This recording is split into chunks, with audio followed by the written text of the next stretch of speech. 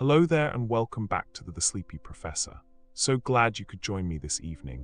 Tonight our journey turns inward, deep into the hidden landscape that rests within your own skull. I'm talking about the human brain, that extraordinary organ that sits quietly behind your eyes. It's smaller than a melon, softer than custard, and yet somehow this remarkable tissue contains your memories, your imagination, and that shimmering thread of your identity. Scientists have found something astonishing.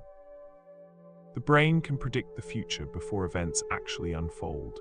It sometimes invents entire stories just to fill in the gaps of memory, and every single thought you have leaves a physical trace behind. Inside its folds are networks so vast they rival the number of stars in our galaxy. It is at once both familiar and utterly astonishing, a universe folded into just 3 pounds of tissue. If you enjoy these gentle journeys into the world of sleep and science, consider liking and subscribing, or if you're feeling inspired, share a thought in the comments below. It helps others find their way here too, one sleepy soul at a time. But for now, right in this moment, you don't need to do anything at all. Nothing is required of you. Just settle in, let your shoulders soften, feel the tension melt away, and let your breathing fall into a slower, more peaceful rhythm. Before we dive deeper into this incredible journey, I want to share something close to my heart. We're building something truly special here on the Sleepy Professor, a peaceful corner of the internet where curious minds come to rest and learn. Right now, we're working toward reaching 800 wonderful subscribers like you, and your support means the world to us. If these gentle explorations into science and sleep bring you comfort or spark your curiosity, would you consider subscribing? It truly helps us continue creating these soothing nighttime journeys for you. And if you feel inspired, I'd absolutely love to hear from you in the comments below. Tell me, have you ever experienced a moment where your brain predicted something before it happened? Maybe you finished someone's sentence perfectly, or sensed something was about to occur just before it did. Or perhaps you've caught yourself filling in memories that feel so real, you're not entirely sure if they happened that way. I'm genuinely curious about your experiences with these fascinating brain phenomena we'll explore tonight. Your thoughts and stories not only help this channel grow, but create a beautiful community of fellow travelers on this journey of discovery. Now, let's settle in and explore the extraordinary machine that is your brain. The brain as a prediction machine. Your brain predicts the future a few seconds ahead of reality. Think about that for a moment. Your brain is not just a passive receiver of the present moment, simply taking in what's happening around you. No, it's far more active than that. It is a prediction machine, constantly working, constantly anticipating. Every fraction of a second, your brain builds a model of what it expects will happen next. It's anticipating sounds before they reach your ears, movements before they complete, and even the words someone is about to say before they finish their sentence. In fact, brain scans reveal something fascinating. Activity often rises in anticipation of an event before your senses actually register it. This predictive coding is what helps you catch a ball midair, understand speech even in the noisiest rooms, or step out of the way of danger almost instantly without even thinking about it. Without this remarkable ability, life would feel disjointed and fragmented, as if reality were arriving in jagged frames, like a film with missing scenes. Instead, your brain smooths out the world for you, always leaning a heartbeat into the future, ensuring that your experience feels seamless, continuous, and alive. This predictive nature means you're never truly living in the present. You're always slightly ahead, your mind preparing for what comes next, making split-second calculations that keep you safe and aware. Recent research from 2025 has discovered specialized neurons in the cortex that track where you are in behavioral sequences, not just physical space. These goal progress cells create internal maps of behavior, allowing you to navigate complex tasks with remarkable flexibility. Scientists have found that the cerebral cortex acts like a memory machine, encoding new experiences and predicting the very near future through short-term memory traces called echoes. What's truly remarkable is that this predictive system doesn't just help you react to the world, it fundamentally shapes your entire experience of reality. When you walk into a familiar room, your brain has already sketched out where every object should be before you even see them. When someone speaks, your mind completes their sentences internally before the sound waves reach your ears. This constant forecasting creates the illusion of a smooth, flowing present moment, when in reality, you're perpetually living in a predicted future that your brain constructs millisecond by millisecond. Novelty is the difference between what you predicted will happen and what actually occurred. Your cerebral cortex is continuously detecting novel stimuli in order to change and improve its predictions of the future. Novelty detection is a critical function for humans and other animals, essential for survival and learning. The brain treats unexpected events as precious learning opportunities, immediately updating its predictive models to better anticipate similar situations in the future. This is why surprising moments feel so vivid and memorable. They represent gaps in your brain's predictive framework that demand immediate attention and revision. Reconstructing thoughts into images. Scientists have reconstructed images directly from brain signals. Now this is one of the most astonishing frontiers of neuroscience. Imagine being able to peer into someone's mind and reconstruct its contents. Using functional MRI scans combined with artificial intelligence, researchers have successfully rebuilt rough images of what people are looking at. They've captured shapes, faces, and even simple movie clips using nothing but patterns of brain activity. While the results are still blurry and imperfect, they capture enough detail to be recognizable. This suggests that thoughts and perceptions leave measurable fingerprints in your neural activity, like invisible signatures written in the language of electricity. Large language models trained on neuroscience literature, like BrainGPT, have now surpassed human experts in predicting experimental outcomes, suggesting that AI is beginning to decode the patterns underlying brain function with unprecedented accuracy. This technology opens both exciting and unsettling possibilities. Perhaps one day we may be able to record dreams, visualize memories that have long faded, or even share inner experiences in ways that today feel like pure science fiction. The ability to translate neural patterns into recognizable images means that the boundary between private thought and observable reality is becoming increasingly permeable. For now, these experiments reveal something absolutely breathtaking: that the private theater of the mind, which has been hidden from the outside world for all of human history, can be glimpsed through the shimmering electrical language of the brain. Every thought you have, every image you visualize, every memory you recall creates a unique constellation of neural firing patterns. These patterns are as distinctive as fingerprints, encoding not just what you're seeing or thinking, but how your unique brain interprets and processes that information. The implications extend far beyond simple mind reading.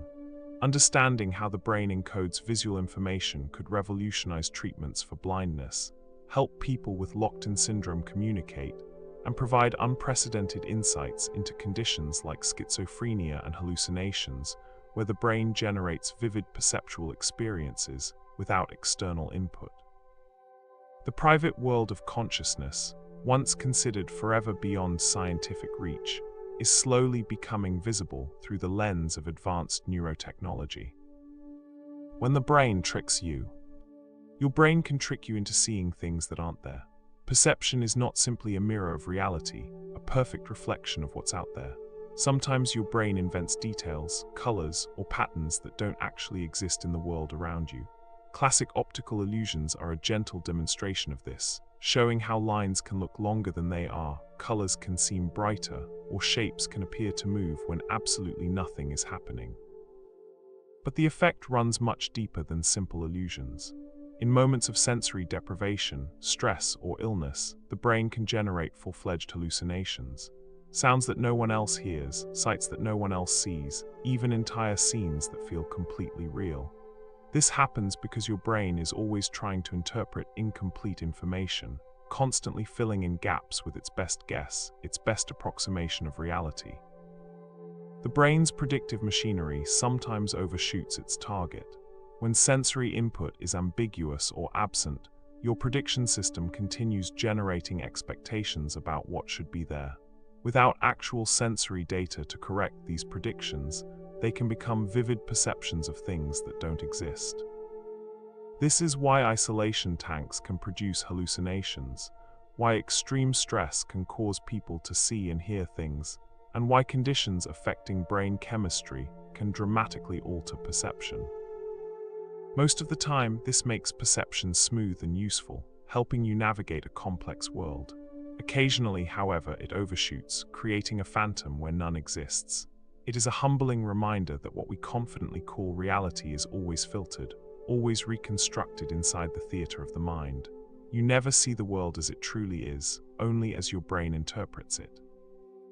Your brain fills in the blind spot where your optic nerve enters your eye, seamlessly completing scenes so you never notice the gap. It stabilizes your vision during rapid eye movements, preventing the world from appearing to jump around. It enhances edges and contrasts, making objects easier to distinguish. Every moment of perception involves countless tiny fabrications and enhancements, all designed to create a coherent, useful representation of reality. The miracle isn't that your brain sometimes tricks you, it's that these tricks usually serve you so well that you never notice them at all. The split brain phenomenon. People with split brains sometimes act as if two minds share one body. In rare medical cases where the connection between the two hemispheres of the brain, a thick bundle of fibers called the corpus callosum, is severed, something truly astonishing can happen. Each hemisphere begins to act with a degree of independence, as if two separate consciousnesses are sharing the same body. Picture this: one hand may reach for a shirt while the other hand simultaneously pushes it away. A person may verbally deny seeing an object presented to one eye, while their other hand nonetheless points directly to it, as if it knows something the speaking self doesn't. These split brain studies reveal that the left and right hemispheres specialize in different functions, and that our sense of a unified self, that feeling of being one person, is actually a delicate construction. The corpus callosum contains approximately 190 million axons connecting the left and right hemispheres, making it one of the largest fiber bundles in the brain. When this connection is severed, typically to treat severe epilepsy, the hemispheres can no longer easily share information. Research has shown that the corpus callosum is functionally organized, with different regions transferring specific types of information. The anterior midbody transfers motor information, the posterior midbody transfers somatosensory information, the isthmus transfers auditory information, and the splenium transfers visual information. Beneath the seamless unity we feel every day, the brain is actually a federation of processes, working together in harmony. Sever the links between them, and the hidden multiplicity of the mind emerges, showing us just how fragile the illusion of singular identity really is. Studies of split-brain patients have revealed that severing the corpus callosum limits their capacity for fostering creative solutions to complex, novel problems and generating imaginative ideas, suggesting that creativity often requires the integration of information from both hemispheres. Interestingly, children born without a corpus callosum, a rare condition called agenesis of the corpus callosum, often develop surprisingly normal cognitive functions. Research has found that information is transmitted between hemispheres through subcortical connections, demonstrating the brain's remarkable ability to find alternative pathways when primary routes are unavailable. The corpus callosum's functionality extends beyond mere information transmission, playing a crucial role in mitigating the impact of unilateral brain damage by enabling compensatory functions from the unaffected hemisphere. Memory in split-brain patients is generally lower than normal, though better than in patients with amnesia, suggesting that the interhemispheric connections are important for the formation of certain kinds of memory. This adds another layer to the mystery of consciousness and identity, raising profound questions about what it means to be a unified self. Are we truly one person? Or a carefully coordinated ensemble of processes that usually work so seamlessly together that the seams never show? The brain creates stories. The brain sometimes creates entirely fake stories to explain gaps. Your brain absolutely hates uncertainty. When something doesn't make sense, when there's a gap in the narrative, it will often invent an explanation. And here's the remarkable part: you may believe it without question, without the slightest doubt. This phenomenon, known as confabulation, happens when the brain fills memory gaps or explains actions in ways that feel coherent and logical, but are actually completely false. For example, patients with certain brain injuries might insist they've eaten breakfast when they haven't touched food all morning, or they might confidently explain why they chose a particular object, even though the real reason was completely hidden from their awareness. Confabulation isn't lying, at least not in the traditional sense. It's the brain's way of preserving a continuous narrative of self, keeping the story of who you are intact and unbroken. Confabulation occurs when someone tells a fabricated story without any apparent motivation or provocation. It is often associated with memory problems after brain injury, particularly damage to areas involved in memory formation and retrieval. When someone confabulates, they are confusing things they have imagined with real memories. The person doing so is not making a conscious or intentional attempt to deceive. Instead, they believe that their memories are 100% accurate. They're also confident in the truth of their memories, even when confronted with contradictory evidence. These false memories feel completely real, and there is no way for the person to easily discern the difference between a confabulation and an accurate memory. There is no way for them to stop the brain from confabulating.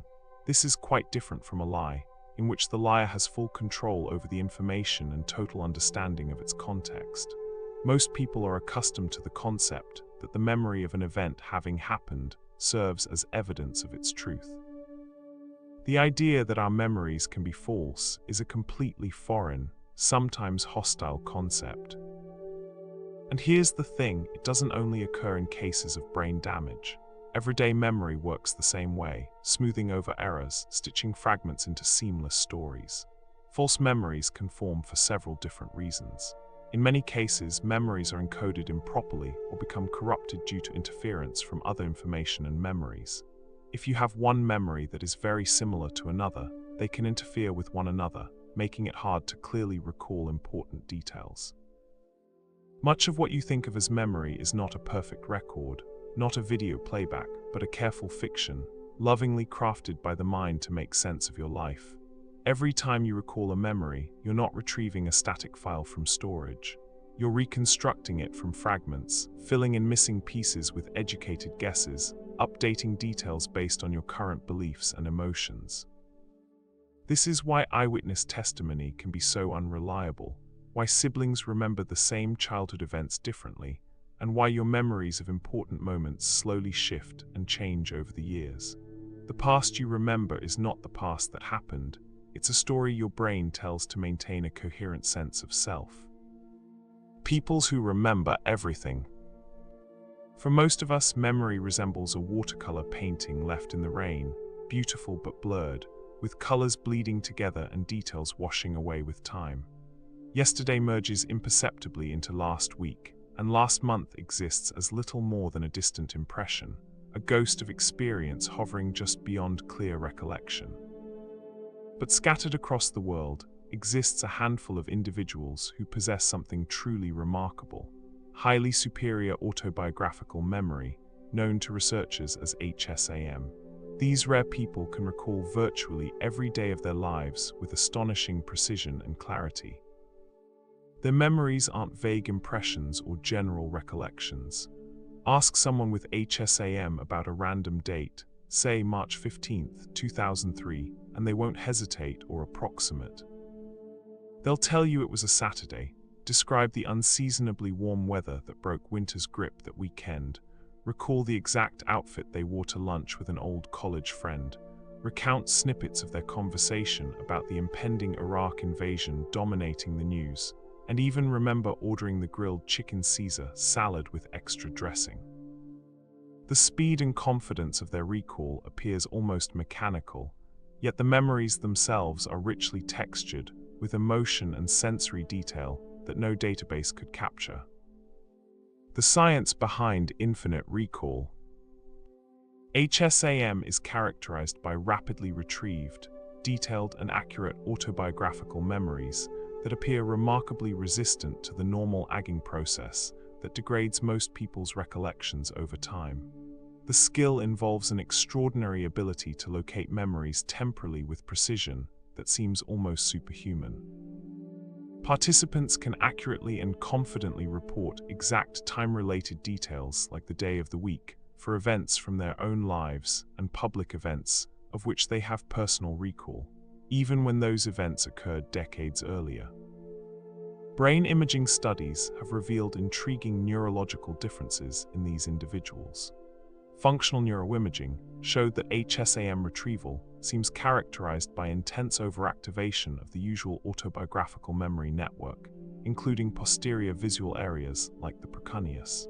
Their memory networks appear unusually active and densely connected, creating what researchers describe as a kind of neural superhighway for accessing past experiences. Interestingly, structural neuroanatomical differences don't appear to definitively characterize HSAM, but altered hippocampal resting state connectivity has been commonly observed across studies, suggesting that how these brain regions communicate may matter more than their physical structure. Yet despite decades of research, scientists still don't fully understand why this happens to certain individuals and not others.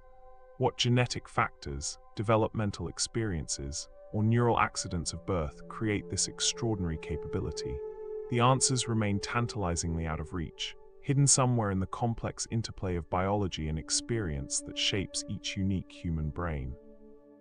The beautiful burden. Interestingly, many individuals with HSAM describe their gift as a double-edged sword, sometimes feeling more like a burden than a blessing. The inability to forget means reliving painful experiences as vividly as joyful ones, over and over again, with no merciful fading that time grants most people. An embarrassing moment from middle school remains as cringingly sharp 20 years later. The grief of losing a loved one never softens into gentle nostalgia, but can be re-experienced with devastating immediacy simply by recalling the date.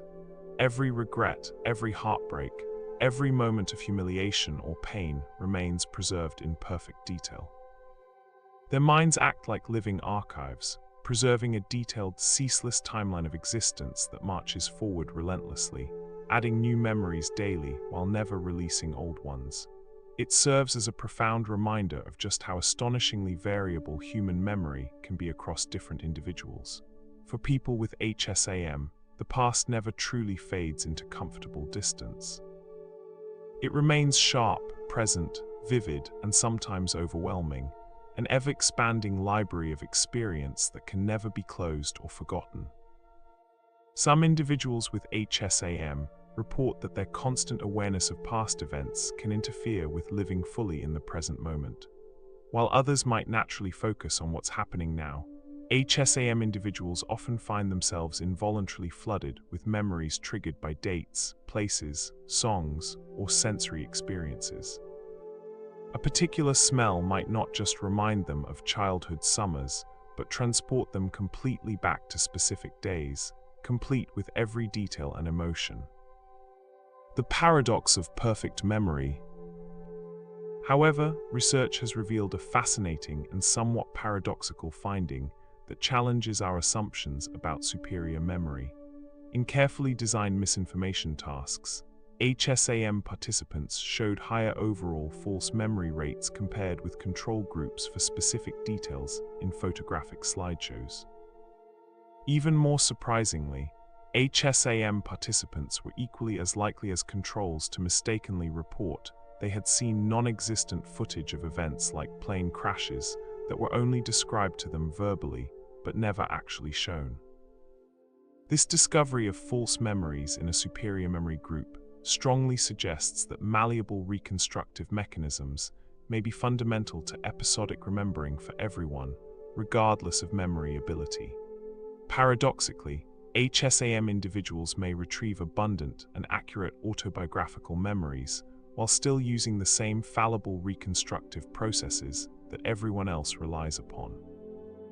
Their exceptional memory doesn't come from having a perfect recording device in their heads, but rather from having extraordinarily strong memory traces combined with highly effective retrieval mechanisms.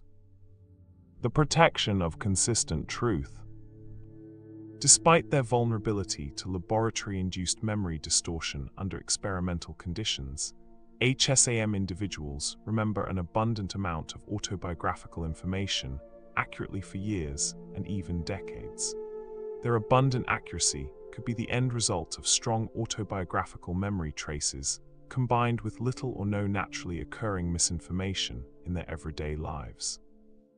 If they're daily reminders of personal history, diaries, photos, videos, conversations with family members, news stories they followed, and so forth, contain little misinformation, then there may be very little distortion in their spontaneous recall of actual life events. This fascinating finding demonstrates that even the most exceptional memory systems rely on the same basic reconstructive processes as typical memory, just with stronger initial traces and more consistent environmental reinforcement over time. HSAM individuals likely benefit from a virtuous cycle. Their strong memories lead them to engage more frequently with their personal past through review and reflection, which further strengthens those memories, which leads to even more engagement, creating an ever-strengthening feedback loop that typical individuals don't experience.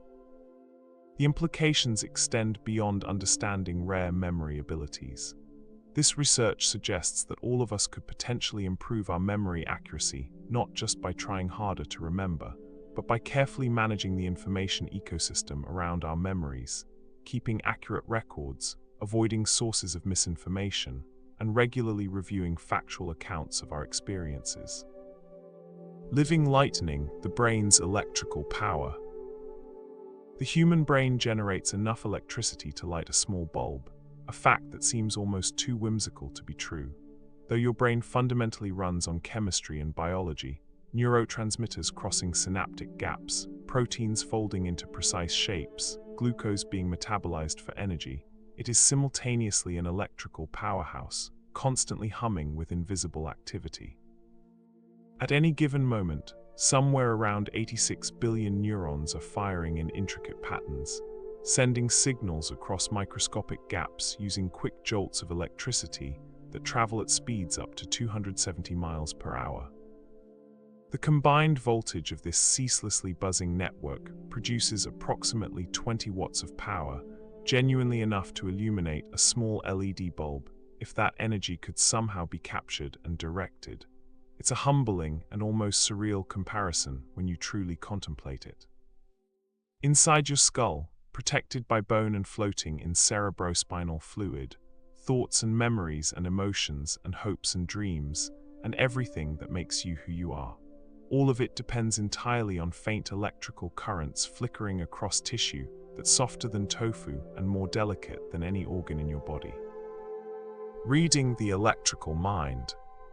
The brain's fundamentally electrical nature also makes it readable by machines, opening extraordinary possibilities for both medicine and research. Technologies like electroencephalography, or EEG, can capture the faint rhythms of brain waves through sensors placed on the scalp, turning invisible electrical activity into measurable patterns displayed on computer screens. These patterns reveal remarkably detailed information about mental states, whether you're awake, dreaming, or deeply asleep, whether you're relaxed or anxious, focused or distracted, experiencing a seizure or maintaining normal function. The idea that the seat of your mind, the place where you subjectively live and experience everything that constitutes your reality, is also a living electrical field glowing faintly with energy, is both haunting and beautiful. You are, in a very real and literal sense, a creature of light and electricity, a biological system that somehow transforms electrochemical signals into the rich subjective experience of consciousness itself. Every single thought you have creates a cascade of electrical signals flowing through neural circuits in precise sequences. When you remember something from your past, electrical patterns that were stored as modified synaptic connections reactivate in coordinated waves across multiple brain regions. When you learn something new, electrical activity coursing through specific pathways strengthens some neural connections through a process called long-term potentiation, while simultaneously weakening others that are less relevant. when you make even a simple decision. Competing electrical patterns race through your brain's decision-making networks until one gains dominance and triggers the motor activity that translates thought into action. The language of thought made real. Your entire mental life, from the simplest sensation of warmth on your skin to the most complex philosophical thought about the nature of existence itself, emerges from these electrical symphonies playing out across vast networks of interconnected neurons. Modern brain-computer interfaces are beginning to harness this electrical language in ways that would have seemed like pure science fiction just decades ago. Researchers can now decode relatively simple thoughts and intentions directly from electrical patterns in the brain, allowing paralyzed individuals to control robotic limbs with remarkable precision or type messages on computer screens using only their brain activity, bypassing their non-functioning bodies entirely. The electrical nature of thought, once purely philosophical speculation debated by ancient thinkers who could only guess at the brain's mechanisms, has become practical technology that is actively restoring function and dignity to people with devastating spinal cord injuries, strokes, and neurodegenerative diseases. This same technology is opening entirely new frontiers in human-machine interaction that may fundamentally reshape what it means to be human. Researchers are exploring even more ambitious applications. Some are working on systems that could restore sight to the blind by directly stimulating visual cortex neurons in patterns that correspond to camera input. Others are developing interfaces that might allow direct brain-to-brain communication, with one person's thoughts being translated into electrical patterns that could be transmitted to and decoded by another person's brain. The electrical nature of neural information processing that once seemed like an impenetrable mystery is rapidly becoming a new domain for human engineering and enhancement. The nocturnal workshop, the active sleeping brain. Your brain is significantly more active at night than during many periods of wakefulness during the day, a finding that surprises most people when they first learn it. You might naturally think that sleep represents a time when the brain powers down substantially, goes offline for maintenance, rests as completely as the motionless body suggests. But scientific evidence reveals that the opposite is actually true, sometimes dramatically so. In many stages of sleep, particularly during rapid eye movement sleep commonly known as REM, the brain buzzes with extraordinary activity that rivals or even exceeds the activity levels seen during complex waking tasks. In some brain regions during REM sleep, there's measurably more activity than when you're fully awake, alert, and actively engaged with your environment. Neurons fire in extraordinarily complex patterns that consolidate memories from recent experiences, process and integrate emotions from the day's events, reorganize information for more efficient storage and retrieval, and weave together the strange, surreal, often bizarre imagery and narratives we experience as dreams. The secret work of sleep. This hidden nocturnal activity explains why you often wake with sudden solutions to problems that completely stumped you the day before, or experience flashes of creativity and insight that seem to come from nowhere, or feel a lighter emotional burden, as if the night has mysteriously healed something broken inside you. While your body rests in stillness, peaceful and motionless, your brain runs its essential nightly workshop, tirelessly sorting through experiences, repairing cellular damage, and fundamentally reshaping your mind in ways both subtle and profound. To outside observers, you appear still, passive, even unconscious in the truest sense, completely unaware of your surroundings and unresponsive to most stimuli. But inside your skull, behind closed eyes, an entire universe of feverish activity unfolds in precisely orchestrated stages, carrying your consciousness across vast landscapes of memory, emotion, and imagination. In its busiest hours deep in the night, the sleeping brain is quietly but intensely hard at work, systematically reinventing and optimizing you for the morning that will come. The sleeping brain doesn't just consolidate memories randomly or indiscriminately. It appears to selectively strengthen memories that are important, emotionally significant, or repeatedly accessed while allowing trivial details and irrelevant information to gradually fade into oblivion. It actively integrates new information with existing knowledge structures, creating novel connections and associations that weren't obvious or accessible during conscious waking hours. Sleep as active learning. This selective processing explains why studying material immediately before sleep improves retention and recall far more than studying the same amount of time earlier in the day, and why sleeping on a problem so often leads to genuine insights and creative solutions that eluded conscious analytical thinking. Your brain is literally working on your behalf while you're completely unconscious, diligently reorganizing and optimizing your mental landscape without any conscious direction or awareness. Different stages of sleep serve distinctly different functions in this nightly maintenance routine. Deep slow-wave sleep, characterized by the slowest, largest brain waves detectable on EEG, appears particularly important for clearing metabolic waste products from the brain through the recently discovered glymphatic system, acting like a nightly cleaning service that flushes out potentially toxic byproducts of neural activity. REM sleep seems especially crucial for emotional regulation and psychological integration, helping you process difficult or traumatic experiences and maintain psychological balance and resilience.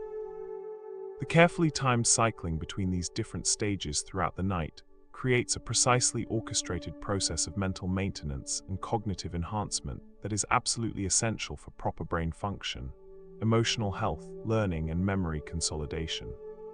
Disrupting this natural cycle, even for a single night, produces measurable deficits in attention, decision-making, emotional control, and creative problem-solving that can take days to fully recover from.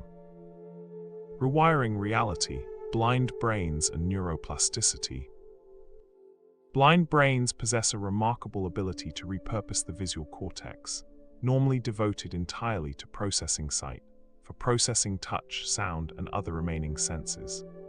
When someone is blind, especially from birth or very early childhood, the brain absolutely refuses to let the unused visual cortex, that vast territory of neurons that would normally be dedicated exclusively to processing visual information, lie dormant and unused, slowly withering from disuse.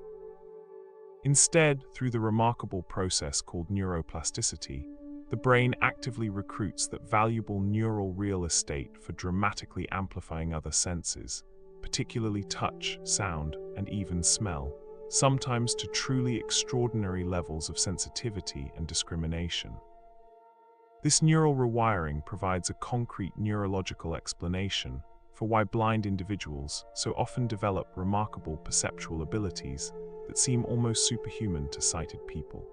They can read Braille with incredible speed and accuracy, their sensitive fingers dancing across tiny raised dots with astonishing precision, processing tactile information faster than most sighted people can read visual text. They can identify subtle sounds in their environment that sighted people would completely miss or dismiss as irrelevant background noise, detecting and interpreting acoustic information with the acuity that sighted people typically reserve for visual details.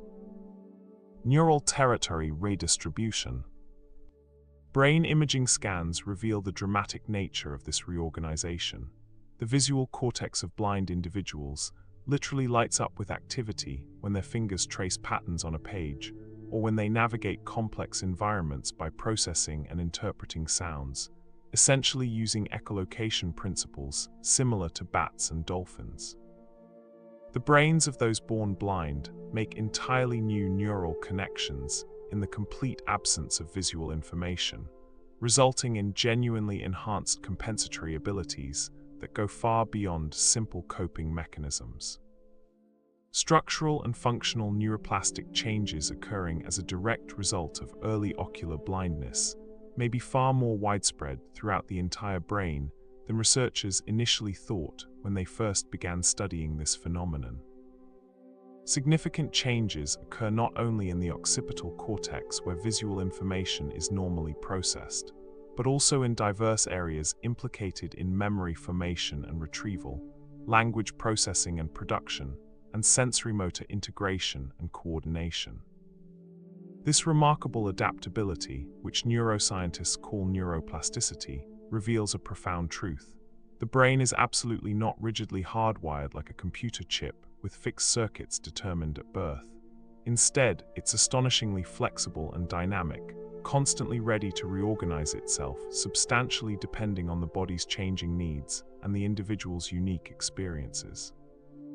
It powerfully suggests that hidden within every human brain lies tremendous untapped potential, just waiting to be awakened and expressed if circumstances demand or opportunity allows it. Mapping the rewired brain. Studies using sophisticated multimodal brain imaging techniques have revealed extensive structural and functional connectivity changes in people with early-onset blindness, including compelling evidence of enhanced neural connections, sending information back and forth between areas of the brain that simply are not observed in normally sighted individuals with typical visual development. These novel connections that appear to be unique to those with profound blindness from an early age strongly suggest that the brain fundamentally rewires itself in the complete absence of visual input to dramatically boost the processing power available to other sensory modalities. This dramatic reorganization is possible through neuroplasticity, the brain's innate ability to naturally adapt its physical structure and functional organization to match our lived experiences. When comparing the brains of early blind individuals to carefully age-matched sighted control participants, researchers found clear evidence of co-occurring decreases in cortical volume and cortical thickness within visual processing areas of the occipital and temporal cortices, while simultaneous increases in cortical volume were evident within specific regions of parietal cortex associated with spatial processing and attention. White matter connectivity analysis using diffusion tensor imaging revealed complex patterns of both increases and decreases in structural connectivity, with substantial increases between frontal and temporal areas specifically implicated in language processing and verbal working memory, while decreases in structural connectivity were evident in pathways involving frontal and primary somatosensory regions. This suggests a wholesale reorganization of the brain's communication infrastructure to optimize function in the absence of visual input. Trading senses, superhuman abilities from loss. People who lose one sense often develop what can only be described as superhuman abilities in their remaining senses, abilities that far exceed normal human performance and sometimes approach or exceed the capabilities of other species specialized for those sensory modalities. When one major doorway to perceiving the world closes permanently, other sensory pathways can grow dramatically wider, expanding in ways that seem almost miraculous to those of us with typical sensory function. People who lose hearing often develop remarkably heightened vision, detecting tiny flickers of movement with uncanny sensitivity, noticing subtle visual details in their peripheral vision that hearing people would never consciously register or attend to. Those who lose sight may develop the ability to notice extraordinarily faint textures through touch or identify sounds with astonishing precision and detail, building rich, complex mental maps of their three-dimensional surroundings based entirely on non-visual sensory information that most sighted people barely process consciously. This phenomenon is not merely poetic metaphor or wishful thinking, but objectively measurable in detailed brain scans and rigorous perceptual testing. The brain demonstrably reallocates its precious processing resources, substantially expanding the cortical regions devoted to processing information from remaining senses, effectively giving them significantly more computational power. Beyond normal human limits. In some documented cases, the resulting abilities seem to genuinely transcend normal human capabilities and enter the realm of what we might consider superhuman, like confidently identifying specific individuals solely by the distinctive sound of their footsteps from dozens of feet away, or navigating extremely complex spatial environments using subtle echoes created by tapping a cane and listening with exquisite attention to precisely how those sounds bounce back from surrounding surfaces.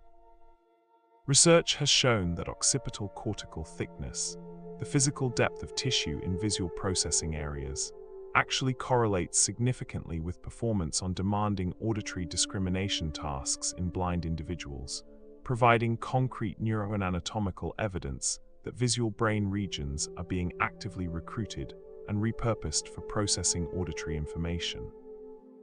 Resting state functional connectivity (MRI) analysis revealed extensive evidence of both increased and decreased functional connectivity throughout the brains of blind participants compared to sighted controls, and these altered connectivity patterns exhibited a remarkably high degree of correlation with observed white matter structural connectivity networks.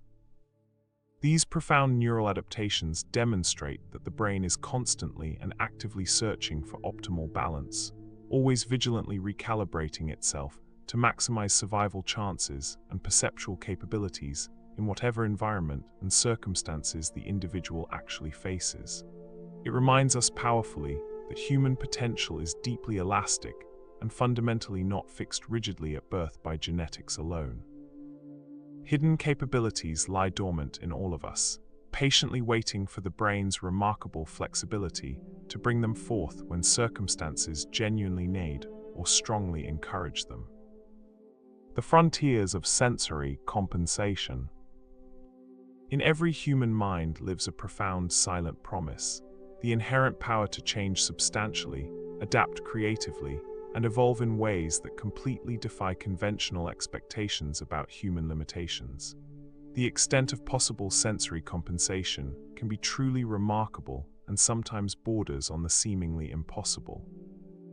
Some blind individuals develop echolocation abilities so sophisticated and refined that they can accurately identify not just the presence but the size, shape, texture, and even material composition of objects using reflected sound waves alone, processing acoustic information with a precision that rivals or exceeds visual object recognition in many situations.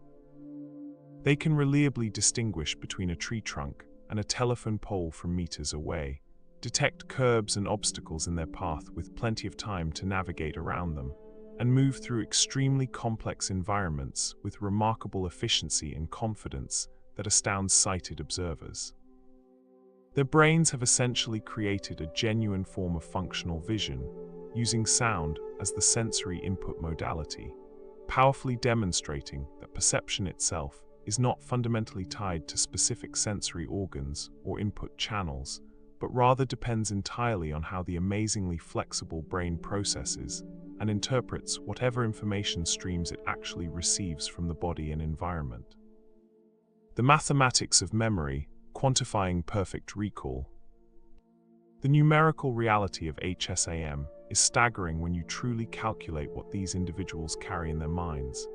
Consider that a person with HSAM who is 40 years old has approximately 14,600 days of detailed memories accessible for instant recall. Each day contains countless moments, conversations, sensory experiences, emotional states, and environmental details. While typical people might retain perhaps a few hundred distinct episodic memories from their entire lives, with most days blending into indistinct periods marked only by major events, HSAM individuals maintain tens of thousands of discrete, datable memories. Research suggests that people with HSAM can accurately recall specific details from approximately 80–95% of days in their adult lives when given sufficient retrieval cues like dates or significant events. This means a middle-aged person with HSAM might have instant access to detailed memories from over 10,000 individual days. The cognitive load of maintaining this vast archive remains mysterious. How does the brain index and organize such an enormous database of experience without becoming overwhelmed or confused? The emotional weight of permanence. The emotional implications of never forgetting extend far beyond simple inconvenience. Psychological research on HSAM individuals reveals complex relationships with their memories. Some report that grudges and resentments can feel impossibly difficult to release because the original offense remains as emotionally vivid as if it happened yesterday. Others describe feeling trapped in previous versions of themselves, unable to fully embrace personal growth because they remember their past selves with uncomfortable clarity. Yet there are profound gifts as well. HSAM individuals often report extremely close relationships with family members who have passed away because they can revisit specific conversations and moments with perfect clarity, keeping those relationships alive in ways that typical memory simply cannot sustain. They never truly lose anyone they've loved, though they also never truly escape anyone who hurt them. The inability to achieve emotional distance through the natural fading of memory creates a unique psychological landscape that most people cannot fully comprehend. Some researchers theorize that the constant accessibility of past experiences may actually accelerate emotional maturity in some ways. When you can instantly recall your past mistakes with perfect clarity, self-deception becomes nearly impossible. You cannot rewrite your personal history to be more flattering or comforting. This enforced honesty with oneself may create unusual psychological resilience, though it can also contribute to anxiety and rumination when negative memories remain permanently vivid. The cognitive architecture of exceptional memory. The neurological mechanisms underlying HSAM continue to fascinate researchers seeking to understand the upper limits of human memory capacity. While structural brain differences have been somewhat inconsistent across studies, functional connectivity patterns show remarkable consistency. The hippocampus, long known to be critical for forming new episodic memories, shows unusual connectivity patterns with cortical regions in HSAM individuals, suggesting more efficient or redundant pathways for memory encoding and retrieval. One intriguing hypothesis suggests that HSAM individuals may have unusually low levels of neural inhibition in memory circuits. In typical brains, active forgetting mechanisms suppress irrelevant details and competing memories to keep retrieval efficient and reduce cognitive load. HSAM brains may lack or have weakened versions of these suppression mechanisms, allowing far more information to remain accessible. This would explain both their extraordinary recall and their vulnerability to interference effects in laboratory settings. Recent research using advanced imaging techniques has revealed that HSAM individuals show persistent activity in autobiographical memory networks even during rest periods when they're not actively remembering anything. Their brains appear to spontaneously and continuously engage with past experiences as a kind of default state, whereas typical brains only activate these networks when deliberately trying to remember something.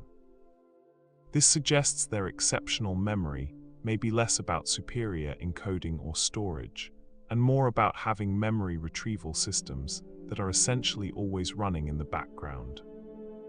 Cultural and philosophical implications. The existence of HSAM raises profound questions about the nature of personal identity and consciousness. Philosophers have long debated whether we are fundamentally defined by our memories or whether some essential self exists independent of our recalled experiences. HSAM individuals offer a unique perspective on this question.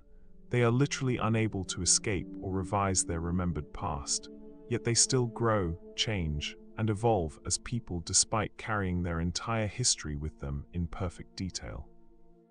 Some HSAM individuals report feeling like they exist simultaneously in multiple time periods, with the past remaining so vivid that it feels nearly as present as the current moment. This unusual temporal consciousness challenges our typical linear conception of time and experience. For most people, the past gradually fades into abstraction, and the present moment dominates consciousness. For HSAM individuals, decades of past-present moments remain accessible with such clarity that the psychological experience of time itself may be fundamentally different. Electric dreams, the voltage of consciousness. The 20 watts of electrical power generated by your brain represents an almost incomprehensibly complex phenomenon when examined at the level of individual neurons. Each of your 86 billion neurons maintains an electrical potential difference across its cell membrane of approximately -70 millivolts when at rest. When a neuron fires, this voltage rapidly spikes to about +40 millivolts in a process called an action potential that lasts roughly 1 millisecond. This tiny voltage change propagates down the neuron's axon at speeds that can reach 120 meters per second in the fastest neurons. Multiply these individual electrical events by billions of neurons firing in coordinated patterns, and you begin to glimpse the staggering scale of electrical activity that underlies every moment of conscious experience. Your brain executes approximately 100 trillion synaptic connections per second, each involving electrical signals that trigger chemical neurotransmitter release. The total energy consumption is modest. Your brain uses only about 20% of your body's total energy despite representing only 2% of body weight, but the information processing density is extraordinary. The rhythms of neural electricity.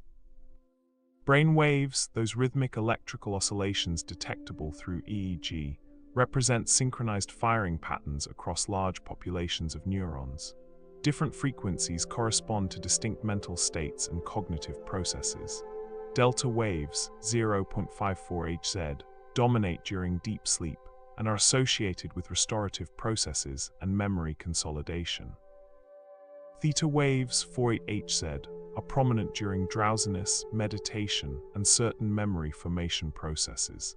Alpha waves, 813 Hz, characterize relaxed wakefulness and appear when you close your eyes and quiet your mind.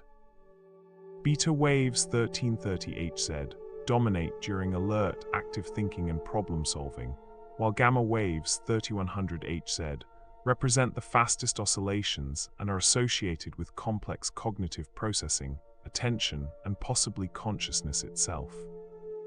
Recent research suggests that gamma wave synchronization across distant brain regions may be essential for binding together different aspects of experience, visual, auditory, emotional, conceptual, into unified conscious perceptions. These rhythmic patterns aren't merely epiphenomena or byproducts of neural activity. They appear to actively coordinate information processing across brain regions, creating temporal windows during which neurons are more or less likely to fire. This rhythmic gating of information flow allows the brain to segregate different processing streams and then integrate them at specific moments, creating the unified experience of consciousness from countless parallel computational processes. Hacking the electric mind.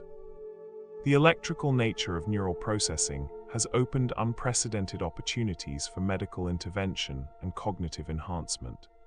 Deep brain stimulation, which delivers precisely timed electrical pulses to specific brain structures, has proven remarkably effective for treating Parkinson's disease, essential tremor, and treatment-resistant depression.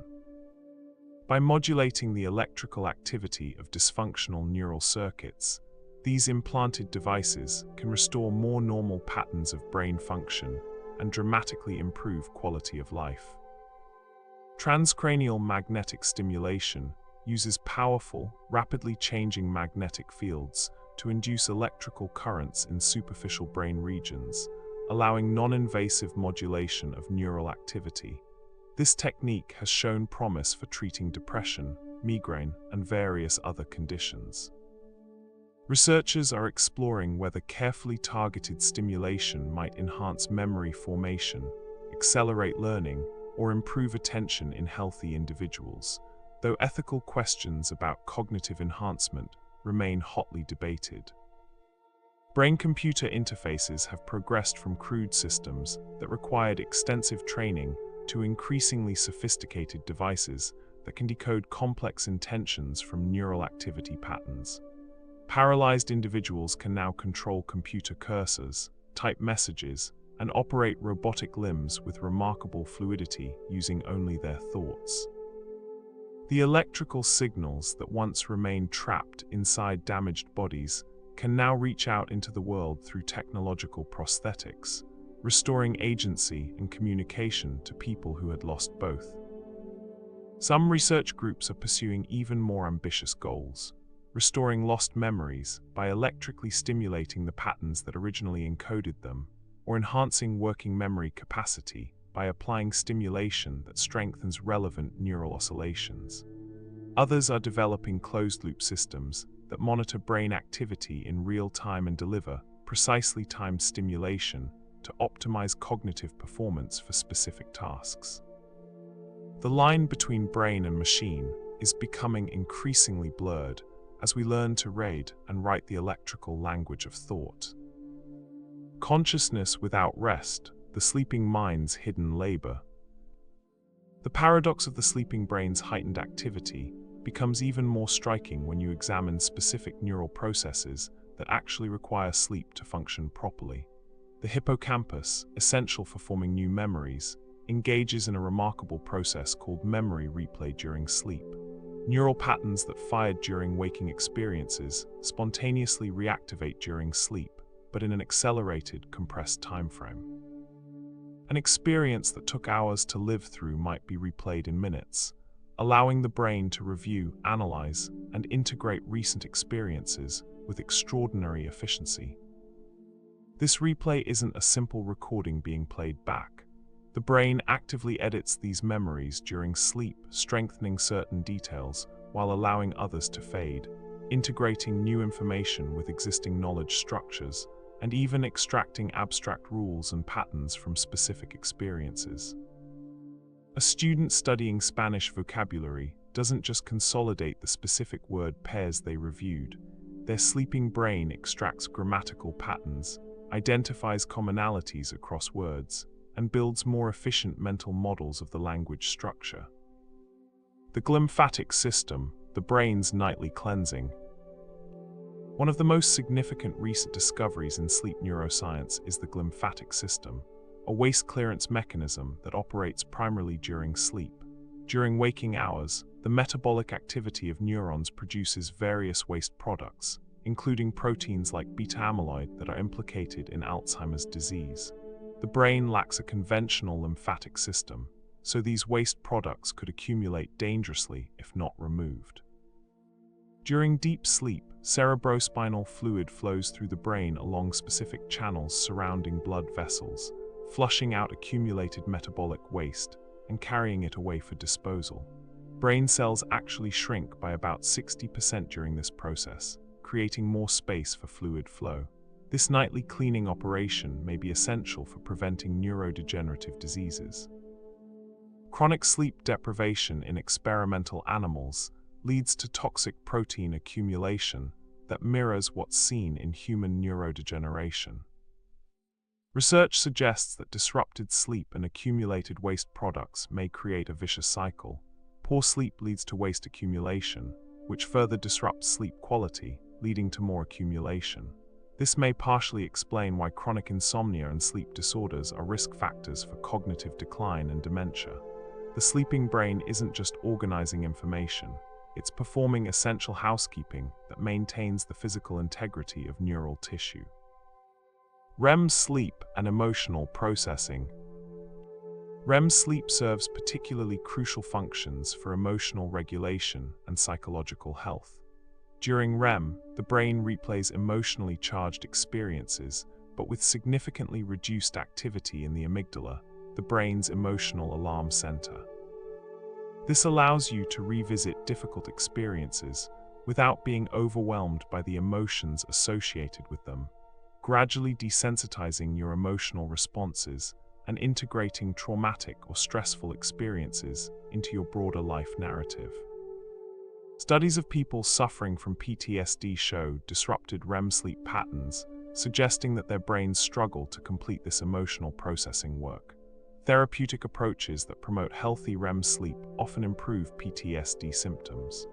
Conversely, REM sleep deprivation in healthy individuals leads to increased emotional reactivity, difficulty regulating emotions, and heightened responses to negative stimuli. The dream experiences that occur during REM sleep may represent visible manifestations of this emotional processing work. Dreams often feature bizarre, surreal combinations of recent experiences, older memories, and symbolic representations of emotional concerns. While dream interpretation remains controversial, neuroscientists increasingly view dreaming as reflecting active memory consolidation and emotional integration processes, with the strange narratives representing the brain's attempts to find connections and patterns across diverse experiences. Sleep stages and cognitive optimization. The cycling through different sleep stages follows a carefully orchestrated pattern that appears optimized for different types of mental maintenance. Early sleep cycles contain more deep, slow-wave sleep, prioritizing physical restoration and the consolidation of factual declarative memories. Later cycles contain progressively more REM sleep, emphasizing emotional processing and the consolidation of procedural skills. Interrupting this natural progression by fragmenting sleep with frequent awakenings, shifting sleep schedules erratically, or cutting sleep short, degrades the brain's ability to complete its nightly work. Even a single night of poor sleep produces measurable deficits: reduced attention span, impaired decision-making, decreased emotional control, and weakened memory formation. Chronic sleep restriction accumulates these deficits progressively, creating cognitive impairment that can rival legal intoxication. Intriguingly, napping can provide some cognitive benefits even when nighttime sleep is adequate, particularly for specific types of learning.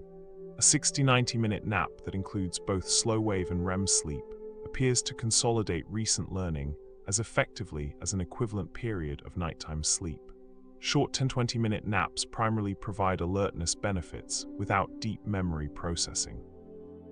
Understanding these distinctions may allow more strategic use of sleep for optimizing learning and performance. Sensory reorganization, the malleable architecture of perception. The brain's response to sensory loss reveals fundamental principles about neural organization that challenge many traditional assumptions about brain structure.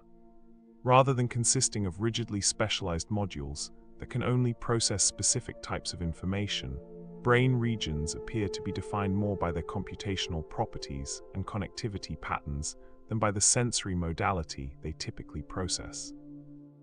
The visual cortex isn't inherently visual.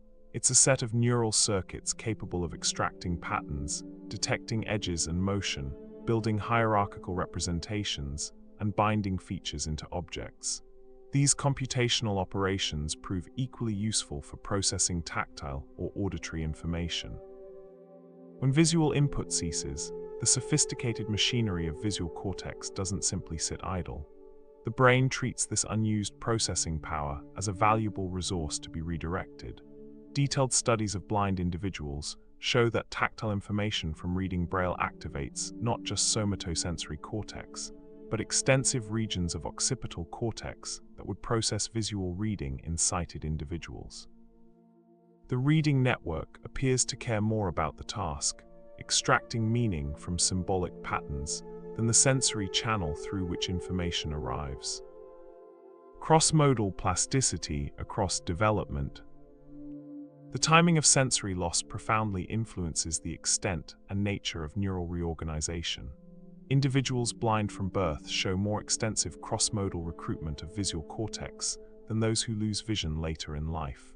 Early blindness occurs during critical periods of development when neural circuits are maximally plastic and when activity-dependent processes normally fine-tune connections between brain regions.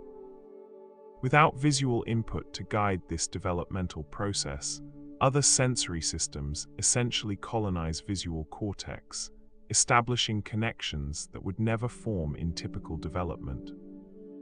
However, even adult-onset blindness produces significant reorganization, demonstrating that neuroplasticity continues throughout life, though to a lesser degree than during development. Studies of individuals who lost vision as adults show progressive recruitment of visual cortex for non-visual tasks over months to years, with behavioral improvements in remaining senses tracking the extent of neural reorganization. This suggests active, experience-dependent processes continue reshaping brain connectivity even in mature neural tissue. Interestingly, the story becomes more complex when we consider individuals who gain vision after prolonged blindness through medical interventions like cataract removal or corneal transplants. These individuals often struggle enormously with visual perception despite having functioning eyes and intact visual pathways. Their visual cortex has been repurposed for non-visual processing and cannot immediately revert to visual function. This reveals that the relationship between brain regions and sensory modalities is fundamentally flexible, but also shows that established neural organization resists change once solidified. The sensory substitution revolution. Understanding cross-modal plasticity has inspired development of sensory substitution devices that translate information from one sensory modality to another. These devices transform visual information into tactile or auditory patterns that blind users can learn to interpret. Early devices were crude, but modern versions can convey surprisingly rich visual information through alternative sensory channels. The BrainPort device, for example, translates camera images into patterns of gentle electrical stimulation on the tongue. Users report that after training, they begin to perceive these patterns not as tongue sensations, but as vision-like spatial information, experiencing objects as being out there in space rather than on their tongue. Brain imaging confirms that visual cortex becomes activated during device use, suggesting genuine perceptual reorganization rather than mere learned interpretation. Auditory to visual conversion devices have shown even more remarkable results. These systems map visual information, object locations, edges, textures onto complex soundscapes. Trained users can navigate obstacles, recognize objects, and even see shapes and patterns through sound. Some long-term users report that sounds begin to spontaneously evoke visual-like qualities, suggesting their brains have created genuinely cross-modal perceptual experiences. These technologies demonstrate that perception is fundamentally a computational process of extracting meaningful patterns from sensory data, not an intrinsic property of specific sensory organs. The brain can learn to see through hearing or touch if given systematic training and appropriate input transformations. This insight may eventually allow creation of entirely novel senses, perceiving infrared radiation, magnetic fields, or other information channels that natural human sensory organs cannot detect. The social dimensions of exceptional memory. Living with highly superior autobiographical memory creates unique challenges in social relationships that most people never consider. Imagine never being able to let go of exactly what someone said during an argument 5 years ago, recalling their precise words, tone, and facial expressions with perfect clarity. HSAM individuals report that this can make forgiveness genuinely difficult, not because they choose to hold grudges, but because the original hurt never fades into comfortable distance the way it does for most people. Conversely, HSAM can enrich relationships in profound ways. These individuals remember every birthday, anniversary, and significant moment shared with loved ones. They can recall specific conversations, promises made, and experiences shared with a detail that makes others feel truly seen and valued. Some HSAM individuals describe their memory as a gift they give to others, serving as the keeper of shared history for their families and communities, able to settle disputes about what actually happened and preserve stories that would otherwise be lost. Memory and personal relationships. However, this role as living archive can create uncomfortable power dynamics. In any disagreement about past events, the HSAM individual knows they're almost certainly correct, but insisting on this can seem arrogant or controlling. How do you maintain healthy relationships when you possess an objective record of past interactions that contradicts others' memories? Many HSAM individuals report learning to strategically forget, choosing not to correct others' faulty memories even when they could, allowing relationships to benefit from the natural softening and revision that typical memory provides.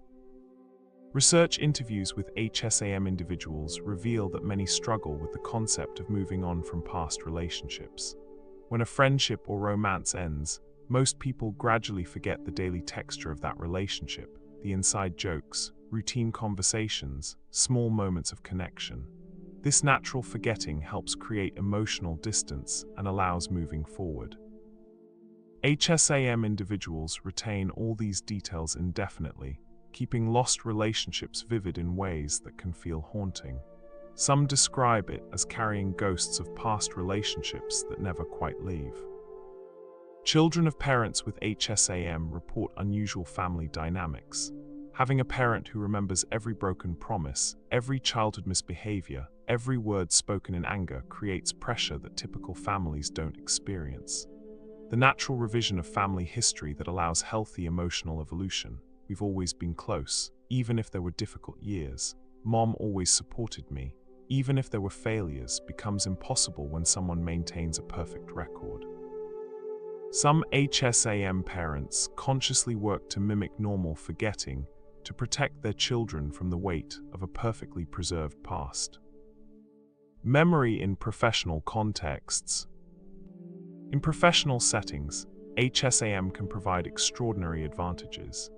Individuals who can recall every meeting, every commitment, every detail of projects from years past become invaluable institutional knowledge repositories. Several documented HSAM individuals have built successful careers, leveraging this ability in fields like law, academia, and business consulting, where extensive recall of precedents and details provides competitive advantage. However, this same ability can create workplace challenges. Colleagues may feel uncomfortable around someone who remembers every mistake they've made, every commitment they've failed to fulfill, every inconsistency in their positions over time. The HSAM individual doesn't need to be confrontational about these memories for their mere existence to create tension. Some HSAM individuals report deliberately concealing the extent of their memory abilities at work to avoid becoming socially isolated or seen as threatening. The ethics of exceptional memory in professional contexts raises interesting questions. If you remember every detail of a confidential conversation from years ago, do you have different ethical obligations than someone whose memory has naturally faded? Should HSAM individuals be held to different standards regarding non-disclosure agreements or confidential information, given that they cannot simply forget sensitive information the way others naturally do? The neuroscience of forgetting, a feature, not a bug. Understanding HSAM helps illuminate something profound about typical memory. Forgetting is not simply failure or decay, but an active, adaptive process that the brain performs deliberately. Neuroscientists increasingly recognize that forgetting serves crucial functions. By allowing irrelevant details to fade, the brain reduces interference between similar memories, making retrieval of important information more efficient. By softening painful memories, forgetting promotes emotional resilience and psychological health. Research has identified specific neural mechanisms dedicated to active forgetting. These aren't passive processes where memories simply decay from lack of use, but active suppression systems that downregulate specific memories, weakening their neural representations. The prefrontal cortex appears to play a key role in this suppression, sending inhibitory signals to the hippocampus that reduce the accessibility of unwanted memories. Adaptive forgetting and mental health. The importance of forgetting for mental health becomes starkly apparent in conditions where forgetting mechanisms fail. Post-traumatic stress disorder involves, among other things, a failure to properly regulate traumatic memories. They remain as vivid and emotionally powerful as when initially formed, intruding into consciousness unbidden. Successful PTSD treatments often work by facilitating the natural forgetting and emotional distancing processes that should have occurred but didn't. Depression similarly involves memory distortions, though in a different direction. Depressed individuals don't remember too much. Rather, they selectively recall negative experiences while positive memories become less accessible. This creates a vicious cycle where biased memory retrieval reinforces negative mood, which further biases memory toward negative content. Treatments that help normalize memory patterns, making positive memories more accessible, while allowing painful memories to fade appropriately, can be highly effective. HSAM individuals' experiences suggest that perfect memory, rather than being purely advantageous, represents a trade-off. They gain comprehensive access to their past, but lose the emotional protection and cognitive efficiency that forgetting provides. Some HSAM individuals report higher rates of anxiety and rumination, presumably because they cannot escape detailed recollection of worries and negative experiences. Their situation illustrates that typical memory, with all its imperfections and distortions, may actually be optimized for psychological well-being rather than perfect accuracy. The reconstructive nature of memory. The finding that even HSAM individuals are susceptible to false memories under certain experimental conditions reveals something fundamental about how all human memory works. Memory is not a recording device that stores exact copies of experiences. Instead, it's a reconstructive process that stores fragments of experience and rebuilds memories from these fragments each time we recall them. This reconstruction process is inherently malleable and subject to distortion. When we remember an event, we don't retrieve a fixed record. We reconstruct an approximation based on stored fragments, general knowledge about how such events typically unfold, and our current beliefs and expectations. Each act of remembering slightly modifies the memory itself, potentially introducing small changes that accumulate over multiple recalls. This is why eyewitness testimony, though often compelling and confidently stated, can be remarkably unreliable. HSAM individuals appear to have stronger initial memory traces and perhaps more fragments stored, but they still use the same reconstructive retrieval process. Their memories are more accurate because they're reconstructing from richer materials, not because they're accessing perfect recordings. This explains why they remain vulnerable to misinformation effects in laboratory settings. Their reconstruction process can be influenced by misleading information, just like anyone else's, even though their spontaneous recall of real-life events is far more accurate. Electrical signatures of cognitive states. The brain's electrical activity provides a window into cognitive states with remarkable precision. Different types of mental activity produce characteristic electrical signatures that researchers can now decode with increasing sophistication. When you focus attention on something, specific patterns of gamma oscillations emerge in relevant sensory cortices.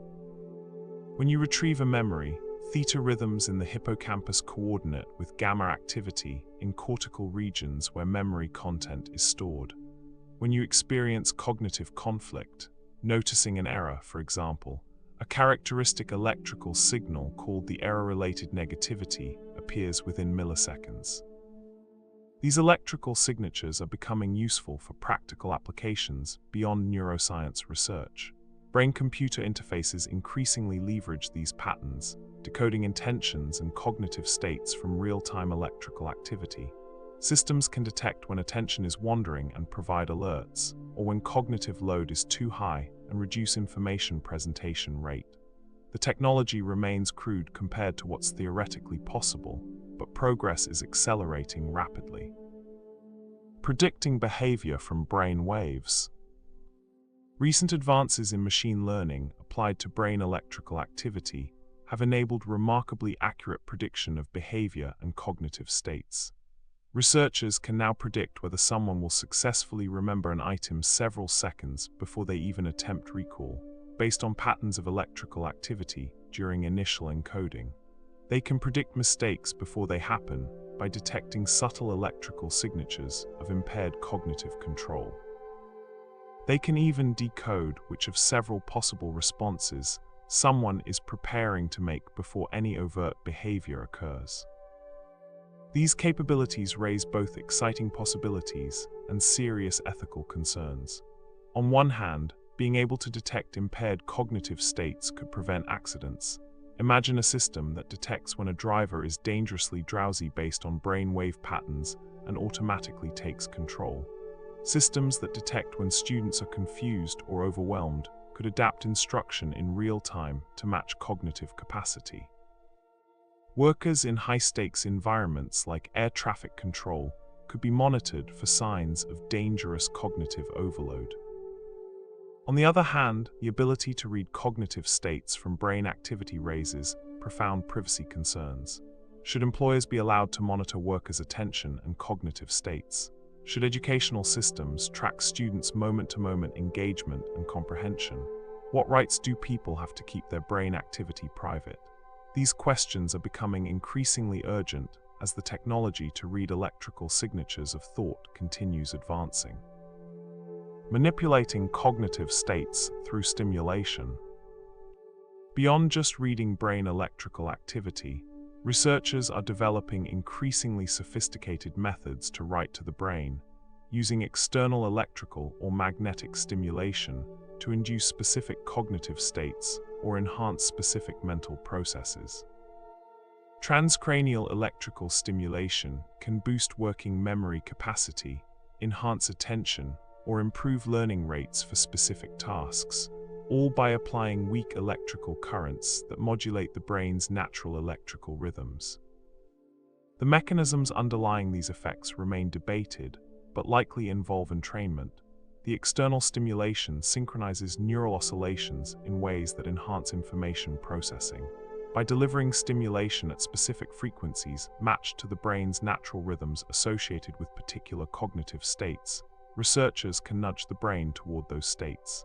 Stimulation at gamma frequencies enhances attention and sensory processing. Stimulation at theta frequencies enhances memory encoding. However, not all effects are beneficial. Inappropriate stimulation can disrupt cognitive function, cause discomfort, and potentially have unintended consequences we don't yet understand. The brain's electrical activity represents an enormously complex, precisely regulated system that we're only beginning to comprehend. Intervening in this system, even with good intentions, carries risks. Most current applications remain experimental, with long-term safety and efficacy still being established. Sleep across the lifespan. The nature and function of sleep changes dramatically across human development, revealing how sleep supports different cognitive and physiological needs at different life stages. Infants spend roughly 16 hours per day sleeping, with approximately 50% of that time in REM sleep. This enormous amount of REM sleep likely supports the explosive brain development occurring during infancy, with neural circuits being formed, tested, and refined through the intense electrical activity of REM sleep. As children develop, total sleep time gradually decreases, while the proportion of REM sleep drops to adult levels, around 20–25% of total sleep time. Adolescence brings another shift. With both circadian rhythms and sleep architecture changing, teenagers' natural sleep phase delays. They genuinely feel alert later at night and struggle to wake early, which isn't laziness but reflects real biological changes in their sleep regulation systems. Unfortunately, early school start times conflict with these biological realities, leaving most teenagers chronically sleep-deprived during a crucial developmental period. Sleep in aging. Older adults experience further changes in sleep architecture, often not for the better. Deep slow-wave sleep decreases substantially with age, reducing the brain's ability to clear metabolic waste and consolidate certain types of memories. REM sleep also declines, potentially contributing to reduced emotional regulation. Sleep becomes more fragmented, with frequent awakenings that interrupt the natural cycling between sleep stages.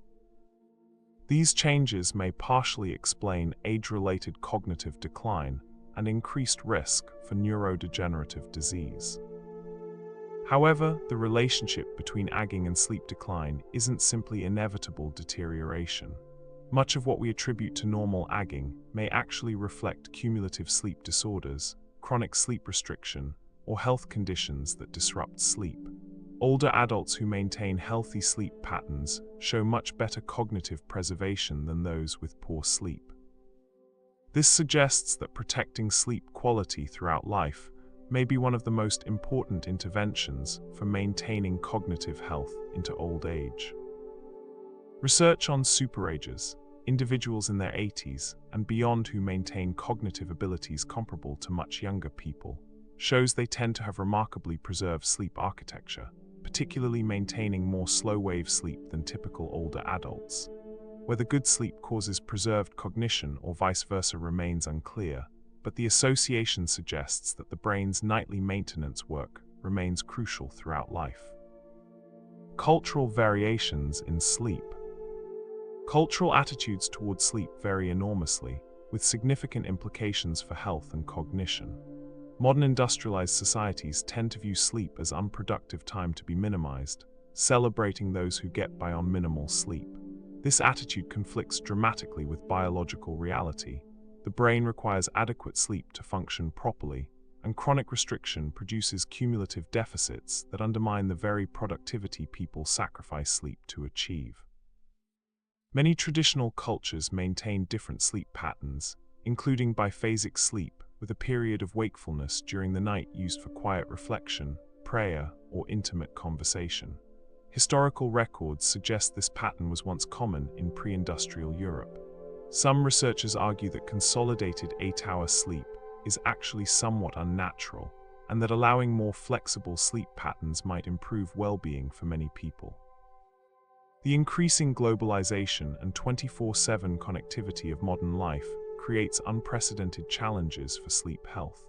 Artificial light, particularly the blue wavelengths emitted by electronic devices, disrupts circadian rhythms by suppressing melatonin production. The expectation of constant availability via email and messaging makes it difficult to establish boundaries that protect sleep. Shift work, which forces people to sleep during biologically inappropriate times, affects a substantial proportion of workers and carries significant health costs, including increased risk for obesity, cardiovascular disease, and cognitive decline. Neuroplasticity beyond sensory loss. While sensory loss provides dramatic demonstrations of neuroplasticity, the brain's capacity for reorganization extends far beyond compensating for missing senses. Learning any new skill, from playing music to speaking a language to mastering a sport, involves substantial neural reorganization. Brain imaging studies of London taxi drivers, who must memorize incredibly complex spatial information about tens of thousands of streets, show enlarged hippocampi compared to control subjects, with the size increase correlating with years of experience.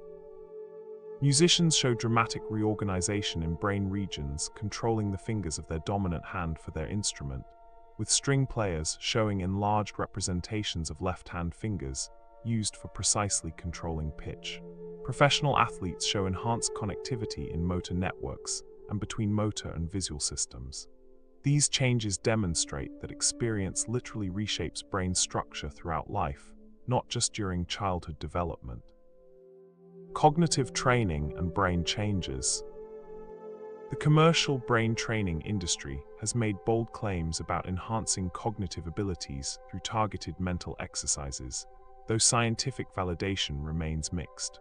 While training specific tasks certainly improves performance on those exact tasks, whether benefits transfer to untrained abilities or produce meaningful real-world cognitive enhancement remains controversial. Most research suggests that transfer effects are modest at best. Getting better at Sudoku makes you better at Sudoku-like tasks, but doesn't substantially improve general reasoning ability. However, some types of training do appear to produce broader benefits. Aerobic exercise reliably improves cognitive function across multiple domains, likely through mechanisms including increased blood flow, enhanced neurogenesis in the hippocampus, and elevated levels of brain-derived neurotrophic factor that supports neuroplasticity. Meditation and mindfulness training produce measurable changes in brain structure and function, particularly in networks involved in attention control and emotional regulation, with benefits extending beyond the specific meditation practice. Learning genuinely novel and challenging skills, particularly those involving complex motor coordination, multiple sensory modalities, and social interaction, appears more effective for promoting beneficial neuroplasticity than simple repetitive cognitive exercises. Learning to dance, play a musical instrument, or speak a new language engages multiple brain systems simultaneously and creates rich opportunities for adaptive reorganization. The limits of plasticity. Despite the brain's impressive capacity for change, neuroplasticity has important limitations. Earlier is generally easier. Skills learned in childhood through adulthood are acquired more readily and with less effort than the same skills attempted later in life. This reflects both developmental windows when specific circuits are maximally plastic and the accumulating constraints of existing neural organization that must be overcome to learn new patterns. Additionally, while the brain can reorganize substantially, it cannot completely reinvent itself. Fundamental architecture established during development, including the basic organization of sensory and motor systems. The gross connectivity between brain regions and the distribution of neurotransmitter systems remains relatively fixed. Plasticity operates within these constraints, modifying connections and efficacy, but not completely rewriting basic brain organization. The extent of possible change also depends on the severity and timing of insults or alterations. Damage to the infant brain produces much more successful compensation through reorganization than equivalent damage in adulthood. Complete absence of a sense from birth allows far more extensive reorganization than late-onset sensory loss. This suggests that plasticity, while impressive, operates most powerfully when getting initial development rather than compensating for later damage or change. Synesthesia and blended senses. Some people see sounds or hear colors through synesthesia. For most of us, senses remain separate and distinct. We hear music, we see colors, we taste food, and these experiences don't overlap.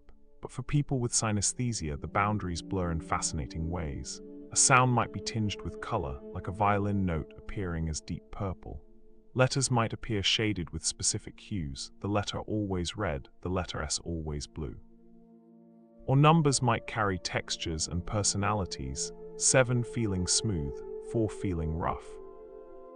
To them, the world is enriched with cross-sensory overlays that feel entirely natural, not strange at all. Scientists believe this happens when neural pathways between sensory regions are unusually connected, allowing signals to blend and mix. Research suggests synesthesia may result from increased connectivity or cross-wiring between sensory regions of the brain. Different sensory pathways, such as sight, sound, and touch, are normally processed in distinct brain regions, but these pathways seem to be more interconnected in synesthesia. Some synesthetes report tasting shapes or feeling the texture of sounds, experiences completely foreign to the rest of us. Some theories propose that synesthesia arises from reduced synaptic pruning during early development, which leaves more connections between sensory areas intact. This rare phenomenon is not just a curiosity. It can actually boost memory and creativity, since stimuli become multi-layered and unforgettable. Famous artists, composers, and writers have described experiencing synesthesia, hinting that it may have fueled some of humanity's most brilliant expressions. It is a reminder that perception is not fixed or universal, but deeply individual. Each brain paints its own version of reality, unique and irreplicable. Functional imaging studies, like fMRI and PET scans, have shown that when synesthetes experience their cross-modal perceptions, such as seeing colors when listening to music, regions of the brain associated with both sound and color processing light up. This suggests enhanced communication between sensory areas of the brain, which is consistent with the idea of increased connectivity. Recent research from 2024, using machine learning models, has revealed that synesthesia is linked to large and extensive differences in brain structure and function as determined by whole brain biomarkers. Intracortical myelin has emerged as a particularly strong predictor that has not been implicated in synesthesia before. Resting state data show widespread changes in the functional connectome, including less hub-based connectivity. Synesthesia provides a unique window into how the brain processes sensory information. Its presence suggests that the boundaries between sensory modalities are more fluid than once thought, with synesthetes demonstrating enhanced connectivity between different brain regions.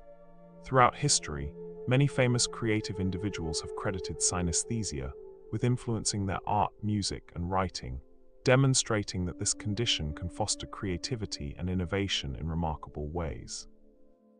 Adapting to an upside-down world. Brain can adapt to seeing the world upside down.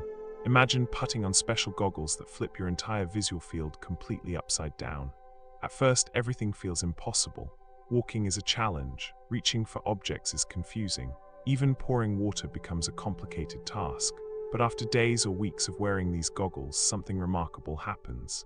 The brain begins to adapt, rewiring perception so thoroughly that the inverted world starts to feel normal, even natural.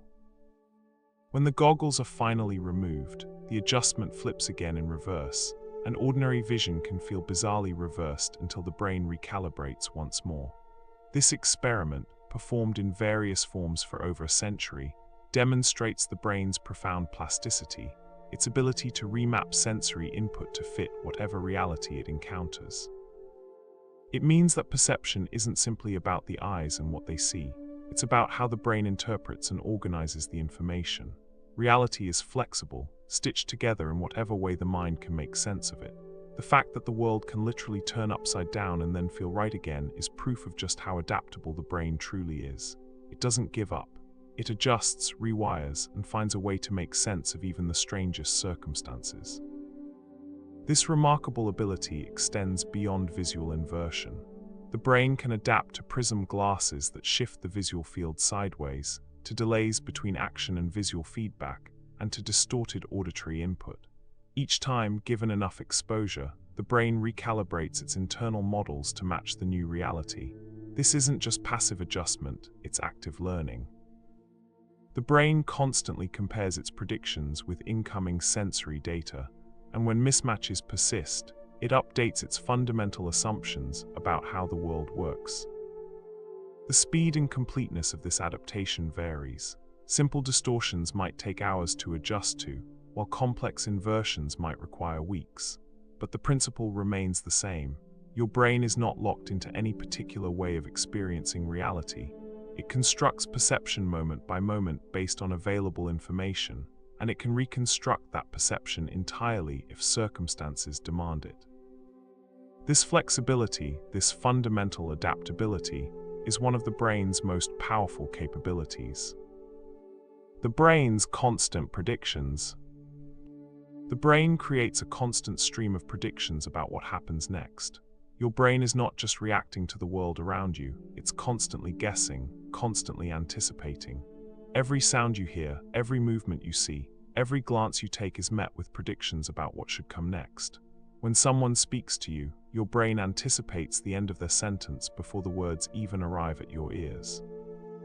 When you walk through a familiar room in complete darkness, your mind sketches out where objects should be, mapping the space from memory. Contrary to speech recognition computers, our brains are constantly making predictions at different levels, from meaning and grammar to specific speech sounds. Emerging research suggests the brain operates as a prediction machine, continuously anticipating sensory, motor, and cognitive outcomes. This predictive coding smooths out reality for you, allowing you to navigate without feeling constant surprise or confusion. Sometimes these predictions misfire as in optical illusions, where your expectation overrides the truth of what's actually there. But most of the time, they save you precious milliseconds. And those tiny fractions of a second can mean the difference between safety and danger, between catching something before it falls and watching it shatter. The brain's ceaseless forecasting makes experience feel continuous and flowing, as if reality itself flows rather than lurches forward in disconnected moments. In a way, you are always living slightly ahead of the present moment, your mind leaning into what has not yet come, blurring present and future into a seamless stream. Neural network models trained on predictive coding principles show that networks of neurons use activity echoes to store a model of the environment and use it to detect change. The way the cortex is wired, with loops of connected neurons, makes novelty detection an automatic emergent property of the network. These theoretical frameworks are directly inspired by empirical results from neurophysiology and provide sufficient detail to actually implement them in computer models, creating biologically plausible artificial neural networks. The predictive nature of the brain has profound implications. It means that what you experience as the present moment is actually a carefully constructed simulation based partly on current sensory input and partly on your brain's expectations. This simulation runs slightly ahead of real time, allowing you to respond more quickly than would be possible if you had to wait for sensory information to be fully processed. Your reality is always a prediction, continuously updated and refined as new information arrives.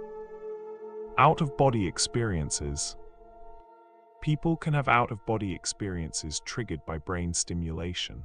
Some people describe the deeply eerie sensation of floating above their body, watching themselves from outside, as if they've become an invisible observer of their own life. Mystics and spiritual practitioners have written about these experiences for centuries, describing them as profound moments of transcendence. But neuroscience has discovered that the sensation can sometimes be induced artificially, almost like flipping a switch.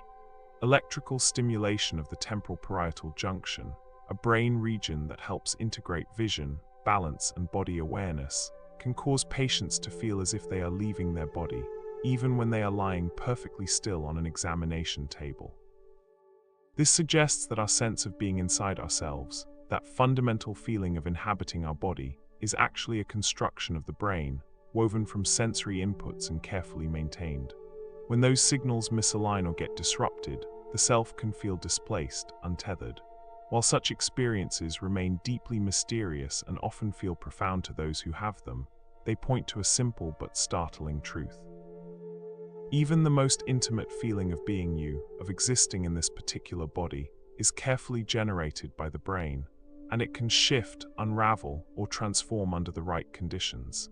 Identity itself is a fragile illusion of neural balance.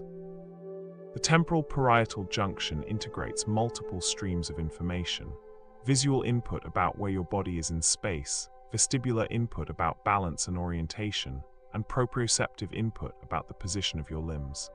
When these streams are perfectly synchronized, you experience a stable sense of embodiment.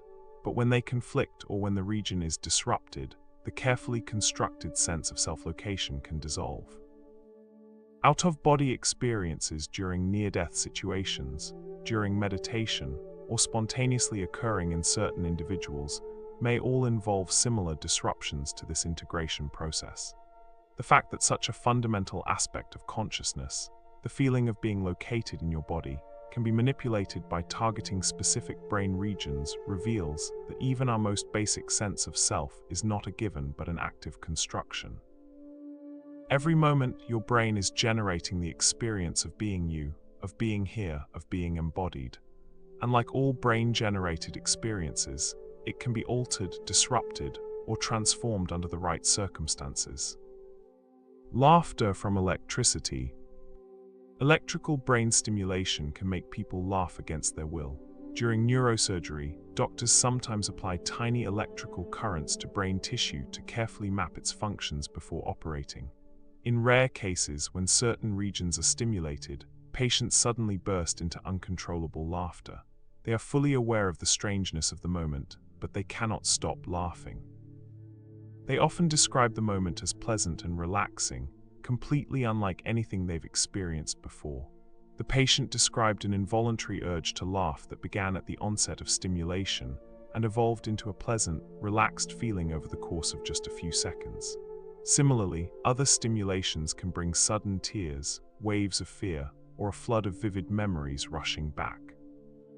These discoveries show how emotions, which feel so personal and profound, so uniquely ours, can be switched on like lights when the right circuits are triggered. Neuroscientists at Emory University discovered a focal pathway in the brain, specifically the cingulum bundle, that when electrically stimulated causes immediate laughter, followed by a sense of calm and happiness, even during awake brain surgery. Lying under the cortex and curving around the midbrain, the cingulum bundle has a shape resembling a girdle or belt, hence its Latin name. The area that proves key to laughter and relaxation lies at the top and front of the bundle. The cingulum bundle is a logical target because of its many connections among brain regions coordinating complex emotional responses. Because it serves as a crossroads for white matter connecting several lobes, stimulating this region affects widespread networks throughout the brain. The location of cingulum bundle stimulation is distinct from other brain locations that process reward, such as the ventral striatum, which has been targeted for the treatment of depression and addiction. It doesn't make emotions any less real or meaningful, but it reveals that joy, sorrow, or awe are rooted in precise biological machinery, in neurons firing in specific patterns.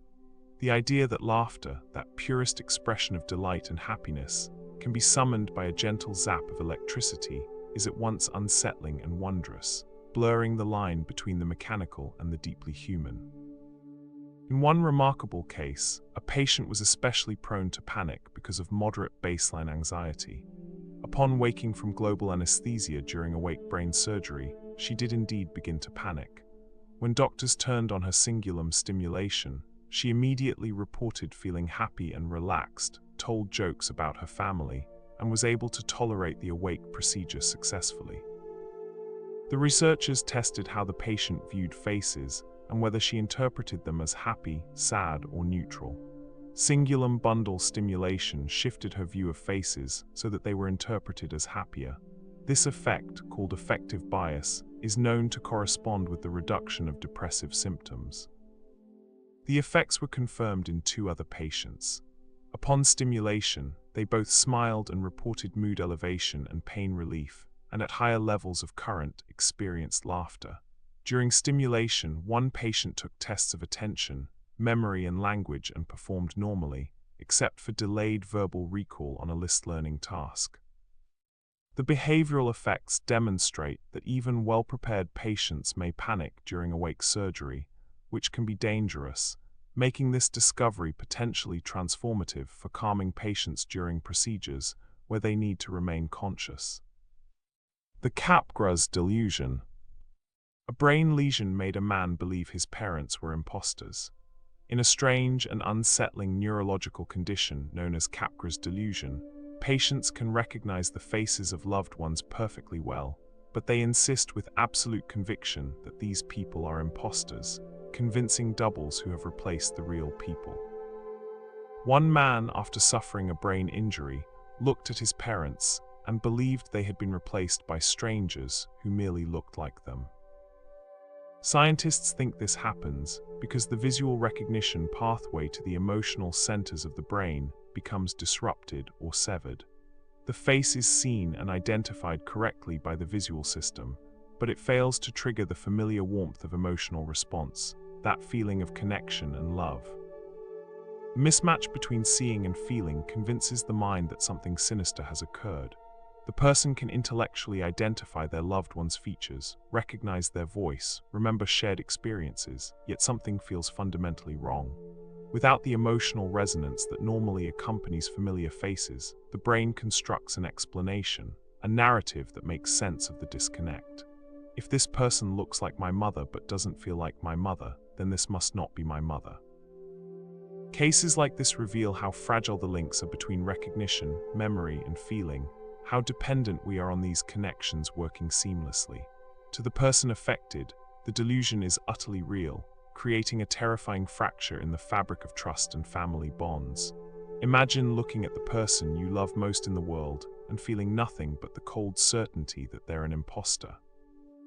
No amount of reasoning or evidence can shake the conviction because the emotional foundation that makes recognition meaningful has been severed. It shows that our sense of reality, and even the bonds of family, depend on the seamless cooperation of circuits hidden deep within the brain. Recognition isn't just about identifying features or recalling facts. It's about feeling the emotional truth of connection. When that feeling disappears, even perfect visual recognition becomes hollow and suspicious. The condition demonstrates that what we call reality is actually a carefully orchestrated symphony of sensory input, emotional response, and cognitive interpretation, all working in perfect harmony. Living without fear. Damage to a single brain area once made a woman unable to feel fear. In one extraordinary case, a woman with damage to her amygdala, the small almond-shaped structure central to processing fear and threat, became nearly fearless. She could handle snakes and spiders without flinching, wander dark alleys alone at night without concern, and watch horror movies without feeling the slightest bit of fear or anxiety. While this might sound liberating, even appealing, fear is actually a crucial survival tool, getting us away from danger and keeping us safe. Without it, she was more vulnerable to real threats, unable to recognize situations that should trigger caution. The case gave neuroscientists profound insight into how emotions are localized in specific brain structures and how these regions sculpt our inner lives and responses. The amygdala acts as the brain's alarm system, constantly scanning the environment for potential threats. When it detects danger, whether real or perceived, it triggers a cascade of responses: increased heart rate, heightened alertness, the release of stress hormones, and the subjective feeling we call fear. This system operates largely beneath conscious awareness, reacting to threats before we even consciously register them. Fear, often experienced as a vague sense of dread or anxiety, is in fact anchored in physical structures you can see on a brain scan.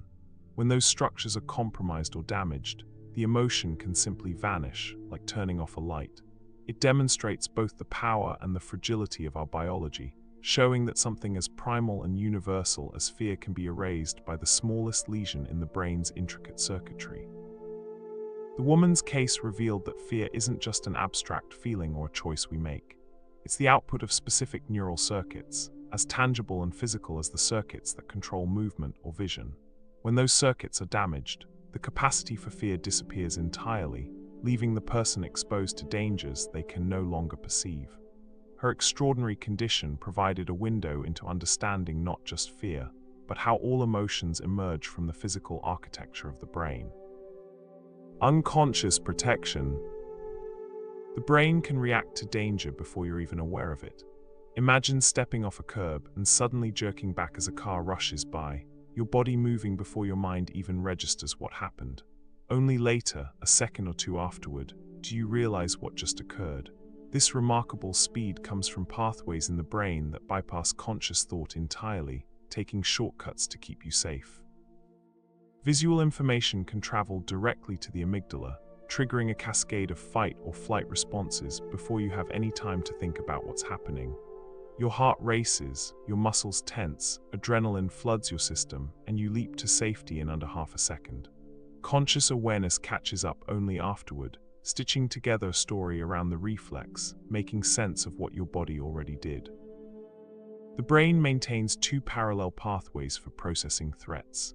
The fast pathway, sometimes called the low road, sends crude but rapid information directly from the sensory organs to the amygdala, bypassing the slower cortical processing centers. This allows for split-second reactions to potential dangers. The slow pathway, or high road, takes a more careful route through cortical regions that analyze the threat in detail, providing a more accurate but slower assessment. These hidden circuits prove that survival depends on reaction times far faster than deliberate thought allows. It also shows that your experience of life is always slightly delayed, with unconscious processes guiding you first, making decisions for you. In this way, the brain is both protector and storyteller, acting in your defense first, then filling in the narrative afterward so that it feels like you were fully in control all along. This system explains why you might jump at a shadow that turns out to be harmless, or why your hand recoils from a hot surface before you consciously feel the burn. Your unconscious brain is constantly working to keep you alive, making thousands of protective decisions every day that never reach conscious awareness. You experience yourself as a rational decision maker, but beneath that surface, ancient survival circuits are running the show, keeping you safe through reflexes faster than thought. Einstein's unique brain. Einstein's brain had unusual folds and connections. After Albert Einstein's death in 1955, His brain was preserved and extensively studied by scientists hoping to understand the biological basis of genius. What they found was fascinating. The brain revealed unusual features, particularly in regions associated with mathematical and spatial reasoning. The parietal lobes, linked to spatial reasoning and mathematics, were notably enlarged compared to average brains, and certain regions showed unique folds and patterns unseen in most people. His corpus callosum, the thick bridge connecting the two hemispheres, appeared thicker than normal, suggesting enhanced communication between different brain areas, allowing the two sides to work together more efficiently. The corpus callosum contains approximately 190 million axons connecting the left and right hemispheres, making it one of the largest fiber bundles in the brain. Research has shown that it is functionally organized, with different regions transferring specific types of information.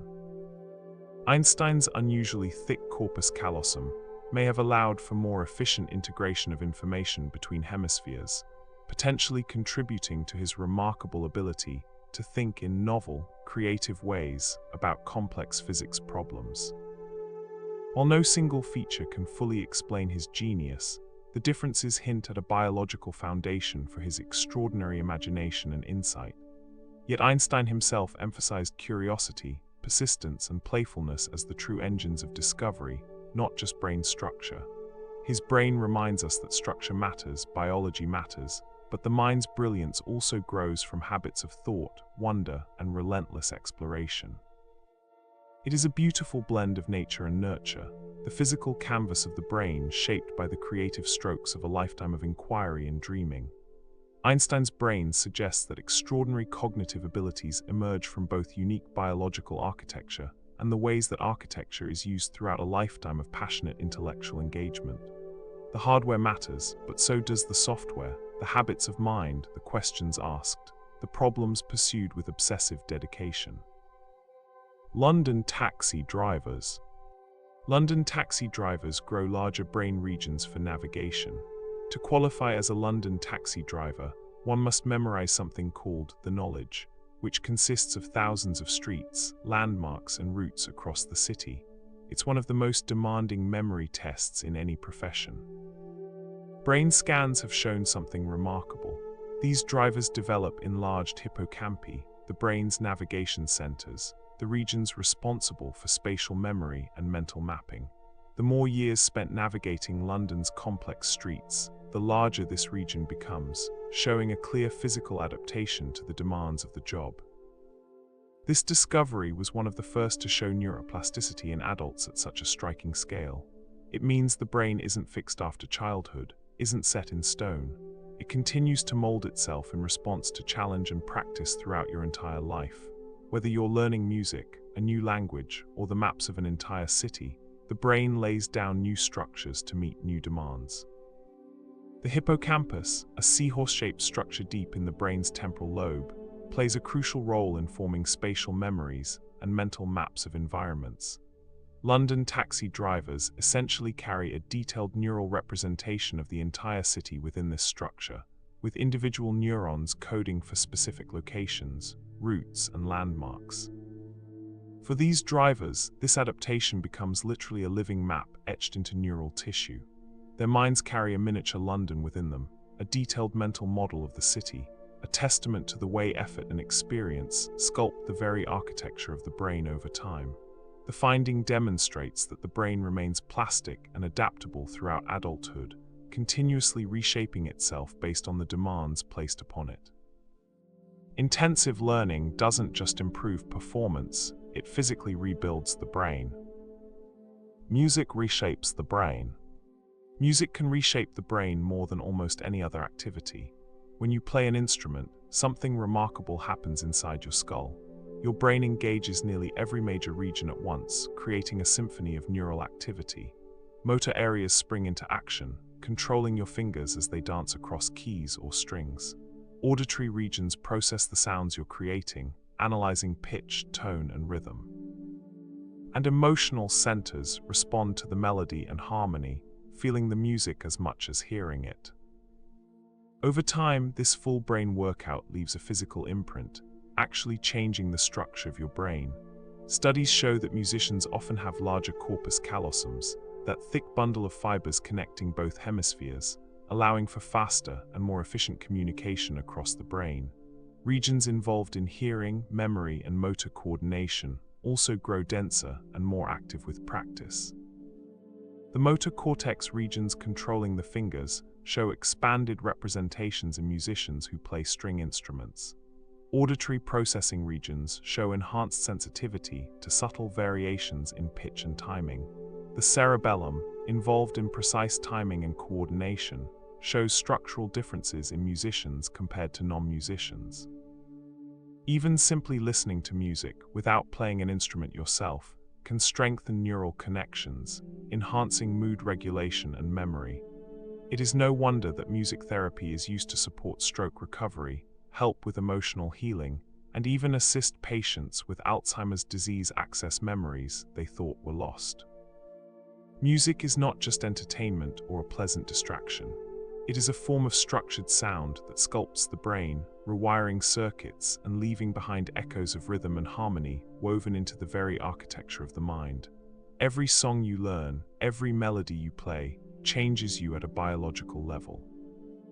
The neural pathways strengthened through musical practice persist for years, even decades, creating lasting changes in brain structure and function that extend far beyond the domain of music itself. Logic versus creativity. Creativity lights up different circuits than logical thinking. Logic and creativity often feel like opposites, like two different ways of thinking that can't coexist. Yet both rely on the brain's remarkable networks, just in different ways. When you solve a math problem or work through a logical puzzle, the brain's executive and analytical circuits take charge, emphasizing order, precision, and step-by-step reasoning.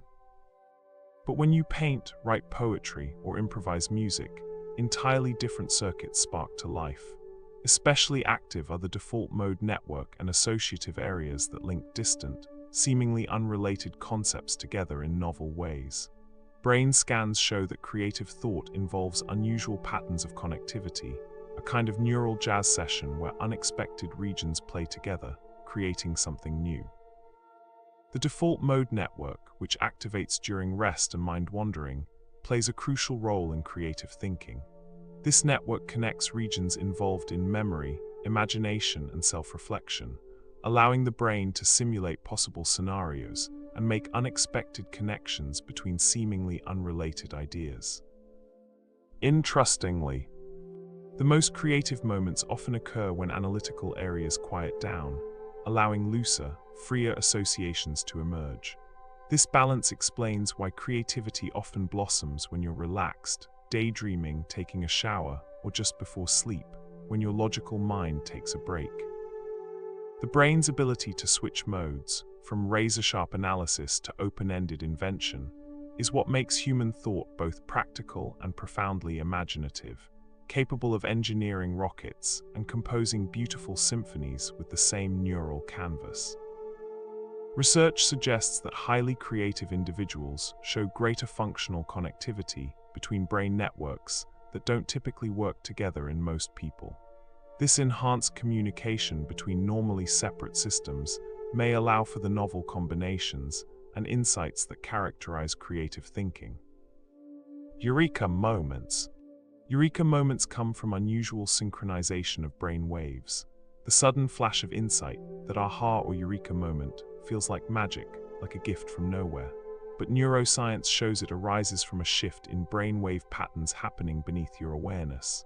Just before a breakthrough, the brain often enters a burst of gamma activity, a fast rhythm associated with high-level integration across distant regions. These waves allow connections to form between ideas that previously seemed completely unrelated, suddenly linking them together in a way that solves the puzzle. It's as if the brain suddenly harmonizes, producing clarity from chaos, order from confusion. Such moments are unpredictable and can't be forced, but they can be encouraged by relaxation, play, or stepping away from the problem entirely. Gamma oscillations, firing at roughly 40 cycles per second, appear to coordinate activity across widespread brain regions, allowing information from different neural systems to be temporarily bound together. This binding may be the neural signature of sudden insight, the moment when disparate pieces of information suddenly coalesce into a unified solution.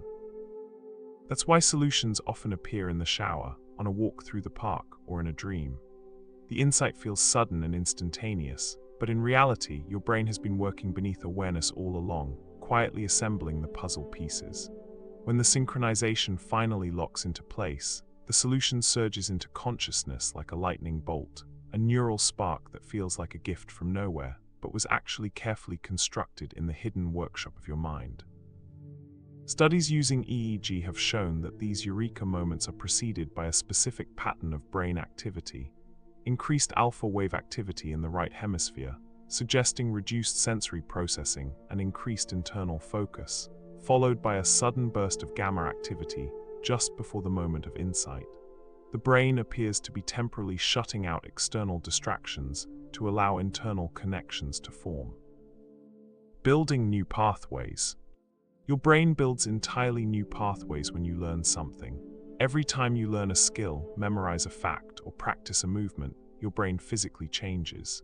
Neurons reach out to form new synapses, strengthening the pathways that support the behavior you're learning.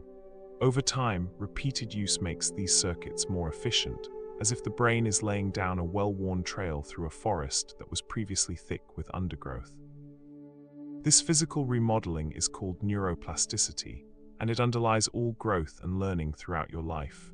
Remarkably, even simple repetition, like practicing scales on a piano, rehearsing vocabulary in a new language, or perfecting a golf swing, leaves behind new structures in the brain, permanent changes that make you different than you were before. At the cellular level, learning involves changes in the strength of synaptic connections between neurons. When neural pathways are repeatedly activated, the synapses between those neurons strengthen through a process called long-term potentiation. Simultaneously, synapses that aren't used weaken and may eventually be pruned away, a process called synaptic pruning. These pathways can expand or shrink depending on use. The old saying, "use it or lose it," is literally true for neural circuits. The process never stops, continuing into old age, though more gradually as the years pass. Each lesson you absorb rewires you slightly, leaving permanent traces in the architecture of your mind, shaping who you are and who you are still becoming. Learning isn't just acquiring information, it's physically rebuilding yourself, one synapse at a time. The brain's capacity for neuroplasticity means that every experience, every practice session, every moment of focused attention is literally sculpting your neural architecture. You are not a static being with fixed capabilities, but a dynamic, evolving organism whose brain continuously reconstructs itself based on how you use it. Stress shrinks the brain. Stress can physically shrink parts of the brain, while short bursts of stress can actually sharpen focus and prepare the body for action, giving you energy and clarity in the moment. Chronic stress takes a serious toll on the brain. Prolonged exposure to stress hormones like cortisol can shrink the hippocampus, a region critical for memory and learning, actually reducing its volume over time. It can also weaken connections in the prefrontal cortex, impairing decision-making and emotional regulation, making it harder to think clearly or manage your feelings. At the same time, stress may enlarge the amygdala, intensifying fear and anxiety responses, making you more reactive and more vulnerable to worry. This rewiring creates a vicious cycle in which stress makes the brain more vulnerable to further stress, a downward spiral.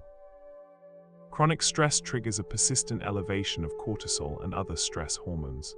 While these hormones are adaptive in short bursts, helping mobilize energy and focus attention during genuine threats, their chronic elevation becomes toxic to brain tissue. Cortisol can damage and kill neurons, particularly in the hippocampus, which has high concentrations of cortisol receptors. The good news is that the brain is remarkably resilient. Practices like mindfulness meditation, regular exercise, and meaningful social connection can reverse some of these changes over time, restoring balance and health to the brain. Stress literally reshapes the mind, carving pathways that make life harder, but so does recovery, carving pathways of resilience and peace. It is a powerful reminder that mental states are not abstract clouds hovering above the brain, but biological forces actively carving pathways into its very structure, for better or worse. The physical effects of chronic stress underscore the intimate connection between psychological experience and biological reality. What we experience as stress is simultaneously a subjective feeling and a cascade of physiological changes that literally remodel brain tissue. Meditation changes brain structure. Meditation can thicken the brain regions linked to calm and focus. Meditation may feel like simply sitting quietly, doing nothing, but inside the brain, profound changes are unfolding with each session. Brain scans show that regular meditation can increase the thickness of the prefrontal cortex, the region responsible for attention, focus, and emotional regulation, actually growing new tissue there. It also enhances connectivity in networks related to empathy and compassion, making you more attuned to others' feelings, while reducing activity in the amygdala, softening stress responses and reactivity to threats. Long-term practitioners often show structural growth in gray matter density, particularly in regions tied to self-awareness and perspective-taking, the ability to step back and observe your thoughts. Studies have found that just 8 weeks of mindfulness meditation practice can produce measurable changes in brain structure. The hippocampus shows increased gray matter density, the amygdala shows reduced volume, and regions involved in self-referential processing and perspective-taking show enhanced connectivity. These changes occur even in beginners after just weeks of practice, proving that the benefits are not limited to monks with lifetimes of devotion. In a world of noise and constant stimulation, meditation offers a way to literally reshape the brain toward calm and clarity. The quiet repetition of breath and awareness is enough to sculpt new circuits, showing that peace of mind is not just a fleeting feeling, but a skill your brain can grow and strengthen over time. The practice of meditation appears to strengthen the brain's ability to regulate attention and emotion. By repeatedly bringing wandering attention back to a focus point, meditators are essentially exercising and strengthening the neural circuits involved in attention control. Over time, these circuits become more robust, making sustained attention and emotional regulation easier even outside of meditation practice. Extreme meditation masters. Extreme meditation masters can control their body temperature with thought. In the high Himalayas, monks practicing advanced meditation techniques have been observed doing something that seems impossible.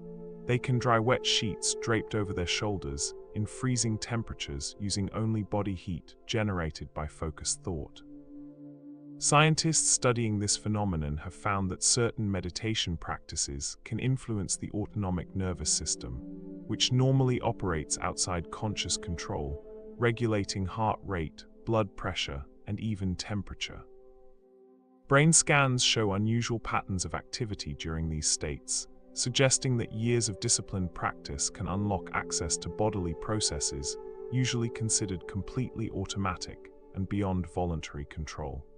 While few people reach this level of mastery, requiring decades of intensive practice, the experiments reveal the astonishing reach of the mind over the body. These advanced practitioners demonstrate control over physiological processes that Western medicine long considered purely automatic. Through techniques involving visualization, controlled breathing, and focused attention, they can raise their core body temperature, alter their metabolic rate, and modulate immune responses in ways that seem impossible by conventional understanding. The idea that focused thought alone can warm the flesh in icy winds feels almost superhuman, like something from legend rather than reality. And yet it emerges from the same human brain we all share, the same biological tissue. It demonstrates the depth of untapped potential woven quietly into the folds of our minds, capabilities lying dormant, waiting for the right training to bring them forth. The extraordinary abilities of meditation masters suggest that the boundary between voluntary and involuntary, between mind and body, is far more permeable than commonly assumed. The default mode network. Daydreaming activates a special brain network. When your thoughts drift away from the task at hand and you find yourself lost in thought, you are not switching off or wasting time. You are actually switching networks, activating a different mode of brain function. Neuroscientists call it the default mode network, a constellation of brain regions that light up when you are at rest, not focused on the outside world, just letting your mind wander. This network weaves together memories from your past, imagines possible futures that haven't happened yet, and explores scenarios in a kind of inner simulation, playing out possibilities. Far from being idle or unproductive, daydreaming is essential for creativity, problem-solving, and even empathy, the ability to understand others' perspectives. The default mode network includes the medial prefrontal cortex, posterior cingulate cortex, and medial temporal lobe structures. These regions show coordinated activity during rest and mind wandering, creating a network that appears to support self-referential thinking, memory consolidation, and mental simulation. It is during these moments of quiet drift that your brain knits experiences into stories, forming the narrative of your life, making sense of who you are and where you're going. The wandering mind is not a distraction from reality, but an expansion of it, testing paths you have not yet walked, exploring possibilities not yet real. So the next time your attention slips during a meeting or lecture, remember that your brain is busy in its own theater, painting landscapes, rehearsing futures, and weaving the fabric of your inner world. Research suggests that the default mode network plays a crucial role in consolidating experiences into coherent autobiographical memories and in planning future actions. The network allows you to mentally time travel, revisiting the past and previewing possible futures, a uniquely human capacity that may underlie our ability to learn from experience and plan complex behaviors. Memory is rewritten. Memory is rewritten every time you recall it. We often imagine memory as a video archive, faithfully storing past events like files on a hard drive, perfectly preserved and unchanging. But neuroscience reveals something quite different. Memory is actually dynamic, constantly shifting and changing. Each time you recall an event, your brain doesn't simply play back a recording. Instead, it reconstructs the memory from scattered fragments stored across different regions of the brain. In the process of reconstruction, details can be altered, forgotten, or even unintentionally replaced with new information. This phenomenon, called reconsolidation, means that memory is less like a file and more like a story retold, changing subtly with each telling, evolving over time. It explains why eyewitness testimony can be so unreliable in court, or why cherished memories from childhood shift and change as the years pass. When a memory is retrieved, it enters a temporarily unstable state where it can be modified before being stored again. During this reconsolidation window, the memory is vulnerable to interference, distortion, and updating. New information encountered during or shortly after recall can become incorporated into the memory, altering it permanently. But this flexibility also allows memories to be updated, softening traumatic experiences or reshaping what we've learned in light of new information. In a sense, the past is always alive, constantly being rewritten in the present moment. Every memory you revisit is not a static recording gathering dust, but a living narrative adapted to who you are now, proving that your sense of history is itself a work of the imagination. Even individuals with highly superior autobiographical memory, who can recall vast amounts of personal history with remarkable accuracy, show vulnerability to false memories when tested with misinformation paradigms. This suggests that all human memory, even the most exceptional, uses reconstructive processes that are inherently malleable. Trauma changes brain structure. Traumatic memories can alter the brain's physical structure. Severe trauma does not only haunt the mind with painful memories, it actually imprints itself in the brain's anatomy, physically changing its structure. Post-traumatic stress disorder, or PTSD, is associated with measurable shrinkage of the hippocampus, heightened activity in the amygdala making everything feel threatening, and weakened control from the prefrontal cortex, making it harder to regulate emotions. These changes explain why traumatic memories can feel so vivid, intrusive, and emotionally overwhelming, a appearing unbidden and feeling as real as the moment they happened. The brain essentially shifts into a state of constant hypervigilance, as if danger is always lurking nearby, even when you're perfectly safe. The neurobiological changes associated with trauma are extensive. The hypothalamic pituitary adrenal axis, which regulates stress responses, becomes dysregulated. The prefrontal cortex, which normally inhibits amygdala activity, shows reduced connectivity with the amygdala, allowing fear responses to proceed unchecked. The hippocampus, crucial for contextualizing memories and distinguishing past from present, shows structural damage that impairs its function. But research also shows something hopeful. With therapy, support, and time, some of these structural changes can actually heal. The hippocampus can regain volume, and regulation pathways can strengthen again. Trauma reshapes the brain in painful ways, but recovery reshapes it too, building new pathways. Each pathway altered by fear can be counterbalanced by new circuits of safety and resilience. The scars of trauma are written into neural tissue, leaving permanent marks, but so too are the patterns of healing, a testament to the brain's enduring capacity for renewal and hope. Therapeutic interventions like cognitive behavioral therapy, EMDR, and mindfulness-based approaches appear to work partly by facilitating neuroplastic changes that reverse some of the structural alterations caused by trauma. The brain that was damaged by experience can be healed by experience, demonstrating the profound two-way relationship between psychological state and brain structure. Erasing memories. The brain can erase memories under certain conditions. Memory feels permanent, like something etched in stone that can never be changed. But in reality, it is remarkably fragile and malleable.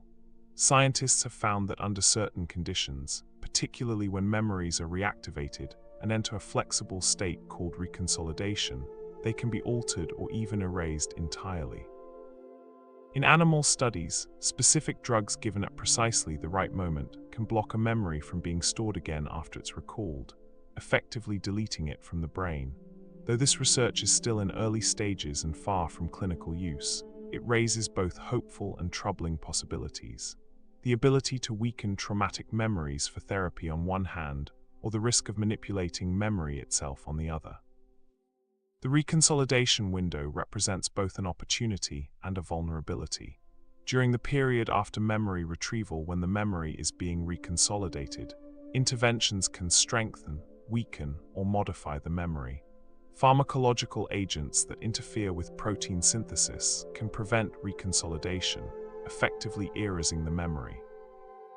Behavioral interventions during this window can also modify memories, potentially offering therapeutic approaches for conditions like PTSD.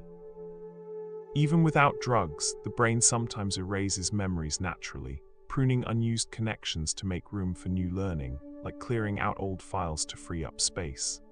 Forgetting is not a flaw or failure, but a feature, a way to keep the mind uncluttered and focused on what matters.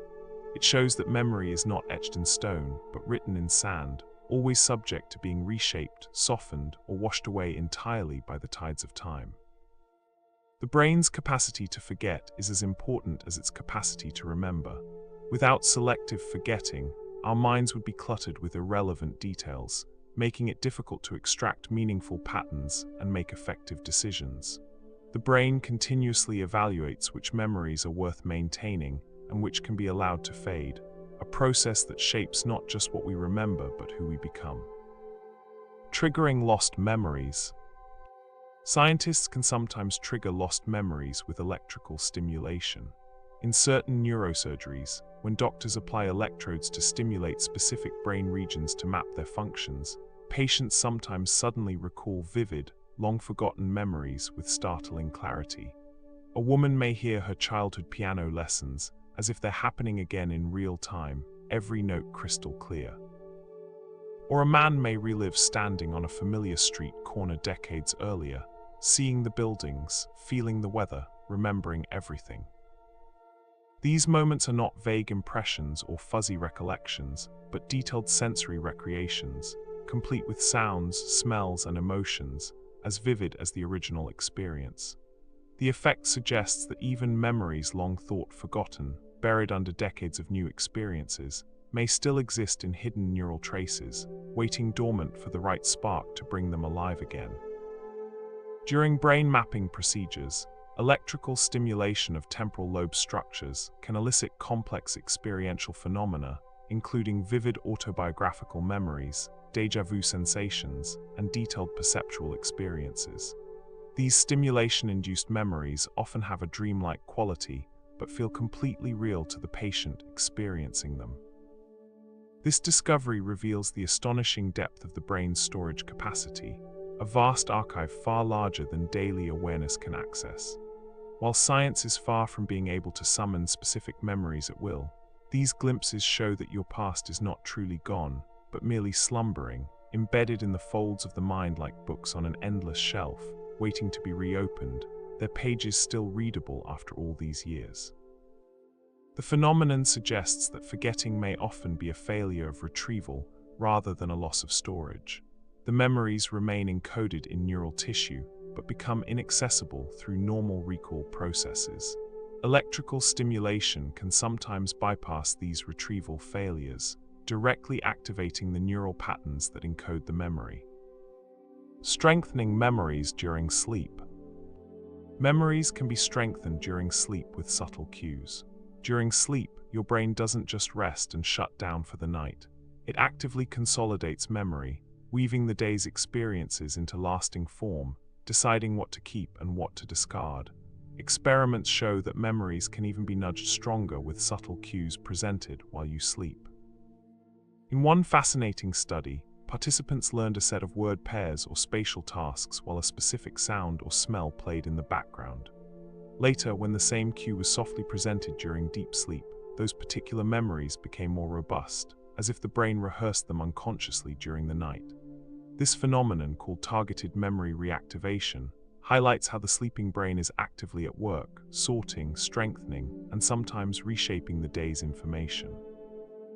The sleeping brain appears to replay experiences from the day, with neural patterns during sleep recapitulating patterns observed during initial learning.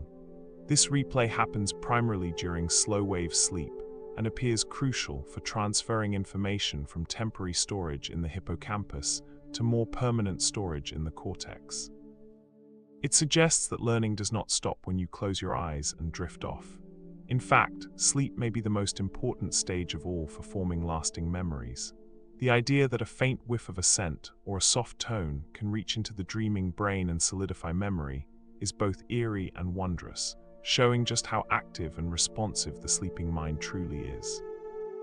Research on targeted memory reactivation suggests potential applications for enhancing learning and potentially treating memory disorders. By strategically presenting cues during sleep, it may be possible to selectively strengthen desired memories or facilitate the integration of new information with existing knowledge. The brain replays experiences. The brain replays experiences like a movie during dreams. While you sleep, your brain is far from idle. Neurons fire in patterns that closely resemble waking activity, as if replaying the day's experiences like scenes from a film on fast forward. In animals, scientists have recorded brain cells firing in exactly the same sequence during sleep that they did while the animal explored a maze earlier, compressed like a time-lapse replay. In humans, dreams often echo fragments of recent life, stitched into surreal narratives that blend reality and imagination. This replay is thought to help consolidate memory, reinforcing learning by reactivating the neural circuits involved. It's as though the brain is editing a movie of your life each night, splicing together the key frames and saving them to long-term storage for future reference. In groundbreaking 2020 research, scientists provided the first direct evidence that human brains replay waking experiences while asleep. Two participants with brain-computer interfaces played a sequence-copying game using only their thoughts, and researchers observed identical neuronal firing patterns during both the gaming period and the post-game sleep period. It was as though the participants kept playing the game after they fell asleep, replaying the same patterns in their brain at a neuronal level. This computer-like capacity for parallel processing helps explain why humans and other animals are able to process a cascade of experiences and either keep them separate or combine their meanings. Yale researchers discovered that the brain's hippocampus can bundle together representations of some 15 unrelated experiences that occurred across one full day within single sub-second events, known as frames, during sleep. The brain can flicker between time-compressed representations from two or more distinct experiences within the same sleep replay events, a feature that greatly increases network capacity for parallel information processing without interference. The result is both practical and poetic. The dream world serves as rehearsal and archive, taking the raw footage of waking life and crafting it into something lasting, a record etched into the mind's hidden vaults. This is why sleep is so crucial for learning and memory. Your brain is literally practicing and perfecting what you learned during the day. This replay of memories takes many forms, suggesting that the brain uses sleep as a period of time to process and reconsider experience. Most consistently, this reactivation has been observed during periods of NIM sleep just after learning, within brief hippocampal, sharp-wave ripple burst events. The strength of neural-level memory replay decays quickly across time, with replay being strongest early in the sleep phase and decreasing over subsequent hours. Remarkably, when animals are exposed to two successive spatial experiences, reactivation of both patterns appears to be instantiated simultaneously during subsequent NIM sleep. This suggests that sleep functions to transform memory traces in part by slowly interleaving neural representations of recent experience into existing remote and semantic cortical networks, weaving new memories into the tapestry of everything you already know. Dreams as brain housekeeping. Dreams may be the brain's way of cleaning and reorganizing itself. Why do we dream? It's one of the great mysteries of neuroscience. One intriguing idea is that dreams serve as the brain's nighttime housekeeping service. By weaving strange stories, the brain may be testing associations, pruning weak connections, and strengthening useful ones, tidying up the neural networks. This process could explain why dreams often mix completely unrelated images or people in bizarre combinations. The brain is reorganizing memory networks, trying out different combinations, discarding some connections, and keeping others that prove useful. The bizarre narratives are simply a side effect of this deeper work happening beneath the surface. The replay of experience in the sleeping brain is directly related to the conscious experience of dreaming. Several key features of sleep-dependent memory reactivation strongly parallel the form in which recently encoded memory appears in sleep mentation. Recent papers in sleep and memory research have speculated on a possible connection between sleep-dependent memory processing and the imagery, thoughts, and feelings comprising dream experience. Observations that the replay of memory in sleeping rodents occurs not only in the hippocampus, but in sensory cortices as well, offer empirical evidence that the expression of these reactivated memory traces in sensory cortex may directly relate to the perceptual imagery experienced during sleep and dream states. When your brain reactivates visual patterns from the day, you may experience dream imagery. When it reactivates motor patterns, you may dream of movement. The content of dreams reflects the specific neural patterns being replayed and reorganized. Some researchers also suggest that dreaming helps regulate emotion, replaying stressful events in safer symbolic forms, allowing you to process difficult feelings without the full intensity of waking life. Whatever their exact purpose, dreams appear to be more than idle fantasy or random neural noise. They are the brain's nocturnal workshop, tuning its circuits, washing away the clutter of the day, and reorganizing the mind for clarity and efficiency. The surreal landscapes of dreams may be the visible trace of a hidden process, the brain quietly tending to itself in the dark hours. Sleep mentation may be most strongly related to recent memories early in the sleep phase, with this association to recent experience decreasing over time as the night progresses. This matches the pattern of neural replay, which is strongest immediately after learning and fades across subsequent sleep cycles. Sleep washes the brain. Sleep helps wash away waste from the brain. During the day, as your brain works tirelessly, it produces metabolic waste, including proteins linked to disorders like Alzheimer's disease. These toxins accumulate throughout the day as a byproduct of normal neural activity. At night, something remarkable happens. The brain cells actually shrink slightly, allowing cerebrospinal fluid to wash through the tissue like a cleansing tide, clearing away debris and toxins. This glymphatic system, discovered relatively recently, is like a nightly rinse cycle for the brain, flushing toxins and restoring balance to the tissue. The process is so effective that a single night of poor sleep measurably increases waste buildup, which can be detected in brain scans. This discovery highlights sleep's vital role not only in memory and mood, but in physical brain health and prevention of disease. Recent research from January 2025 revealed new insights into why sleep prevents catastrophic forgetting, the phenomenon where new memories might overwrite old ones. Scientists have long known that during sleep, the brain replays recent experiences, with the same neurons that were involved in an experience firing in the same order. This mechanism helps to solidify the experience as a memory and prepare it for long-term storage.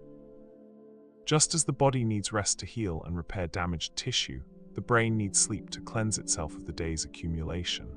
When you drift into slumber each night, you are not only recharging energy, but also bathing the mind in its own silent tide, sweeping away what is no longer needed and leaving behind a refreshed, clearer landscape for the next day's thoughts to grow upon. Sleep is truly medicine for the brain. The glymphatic system is most active during deep sleep stages, when brain cells shrink by up to 60%, creating space for cerebrospinal fluid to flow through and remove waste products.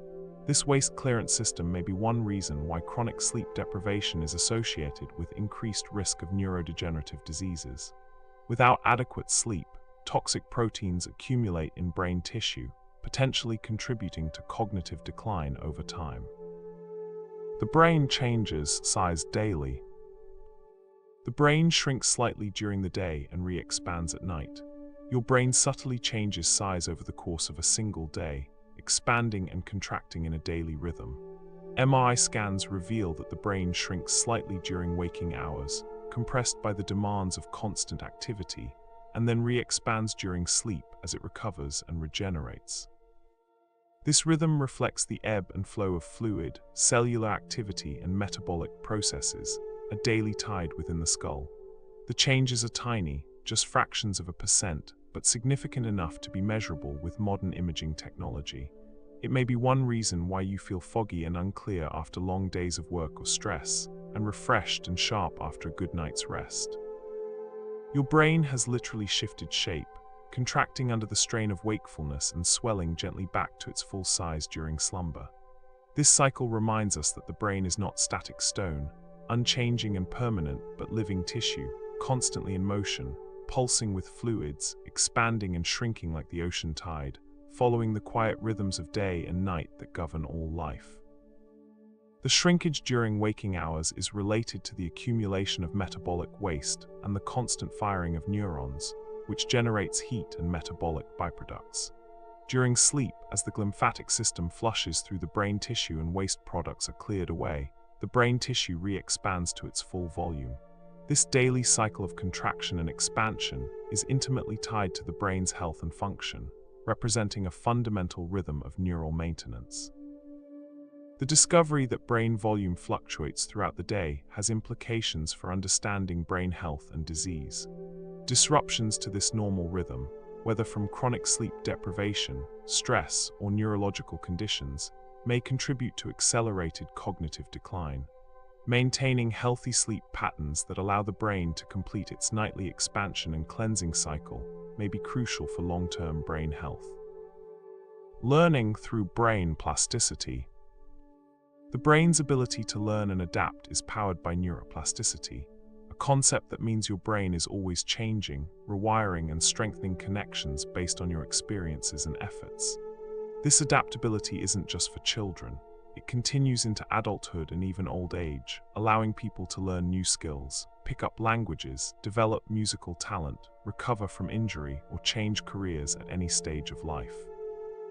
Whenever you learn something new, whether it's juggling, playing chess, or navigating a new city, your brain establishes fresh neural pathways.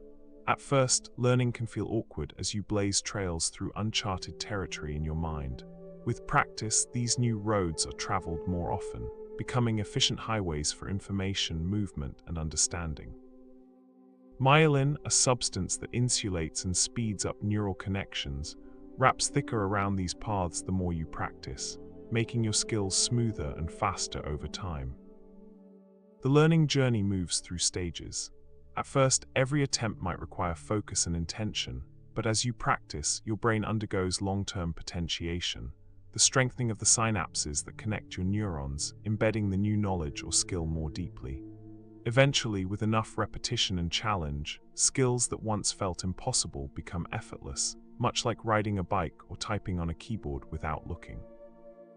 Research on London taxi drivers provides one of the most striking examples of adult neuroplasticity. These drivers, who must memorize thousands of streets and routes across London, develop enlarged hippocampi compared to the general population, with the size increase correlating directly with years spent driving. Their brains physically expand the regions responsible for spatial navigation in response to the intense demands of their profession. Musicians provide another compelling example. Studies show that musicians often have larger corpus callosums, enhanced connectivity between brain hemispheres, and expanded representations of finger movements in their motor cortex. The earlier someone begins musical training, the more pronounced these structural changes tend to be, but neuroplastic changes occur even in adults who take up instruments later in life. The beauty of this adaptability is that engaging in new activities, whether it's a creative hobby, solving puzzles, playing an instrument, or taking up a sport, not only keeps your mind sharp, but actually changes its physical structure and function. Each new experience paints fresh patterns in the brain, reinforcing the idea that growth and learning truly last a lifetime. Sleep plays a crucial role in this learning process. The replay of neural patterns during sleep consolidates new skills and knowledge, transferring them from temporary storage in the hippocampus to more permanent storage in the cortex. Without adequate sleep, the neuroplastic changes initiated during learning cannot be fully consolidated, which is why sleep is so essential for mastering new skills. Your brain is an ever-evolving landscape, shaped by every memory, every challenge, and every moment of practice. Whether you're learning a new skill, adapting to change, or simply choosing to try something different, you are literally reshaping your mind. This lifelong ability to change is both a gift and a promise, proof that no matter where you are on your journey, new possibilities are always waiting inside your own remarkable brain. The process of neuroplasticity involves multiple mechanisms working together. Synaptic plasticity strengthens or weakens connections between neurons based on their activity patterns. Structural plasticity can add or remove synapses, dendrites, and even entire neurons in some brain regions. Functional plasticity allows one brain area to take over functions typically performed by another, particularly important after brain injury. Even in aging brains, neuroplasticity continues, though typically at a slower rate than in younger brains. Engaging in cognitively demanding activities, maintaining social connections, exercising regularly, and getting adequate sleep all support continued neuroplasticity throughout the lifespan. The brain's capacity for change never fully disappears, meaning it's never too late to learn something new or form new neural pathways. The implications of neuroplasticity extend beyond individual learning to rehabilitation after brain injury. Stroke patients can recover function through intensive therapy that harnesses neuroplasticity, allowing undamaged brain regions to take over functions previously performed by damaged areas. Understanding neuroplasticity has revolutionized approaches to brain injury rehabilitation, addiction treatment, and cognitive enhancement. And so, dear friend, we've reached the end of tonight's gentle journey through the extraordinary universe within your skull. As you drift towards sleep, I hope these fascinating discoveries about your brain have brought you a sense of wonder about the remarkable organ that's been quietly working for you every single moment of your life. If this peaceful exploration brought you comfort tonight, or if you learned something that sparked your curiosity, I would be deeply grateful if you'd consider subscribing to The Sleepy Professor. We're working toward 800 subscribers, and each person who joins this community truly matters to us. Your subscription helps us continue creating these calming, educational journeys for people like you who seek knowledge and rest in equal measure. If you have a moment before sleep takes you, I'd love to know which fact about the brain surprised you most tonight. Was it discovering that your brain is a prediction machine, constantly anticipating the future? Perhaps learning that it generates enough electricity to power a light bulb? Or maybe the idea that your memories are rewritten each time you recall them? Drop a comment below and share your thoughts. I read every single one, and your reflections often inspire future episodes. And if you know someone who might find these gentle nighttime journeys helpful, perhaps someone who struggles with sleep or simply loves learning, sharing this video would mean the world to us. Together, we're building a peaceful community of curious minds. Until next time, may your dreams be vivid, your sleep be deep, and your brain continue its beautiful, mysterious work while you rest. Good night, and thank you for being here.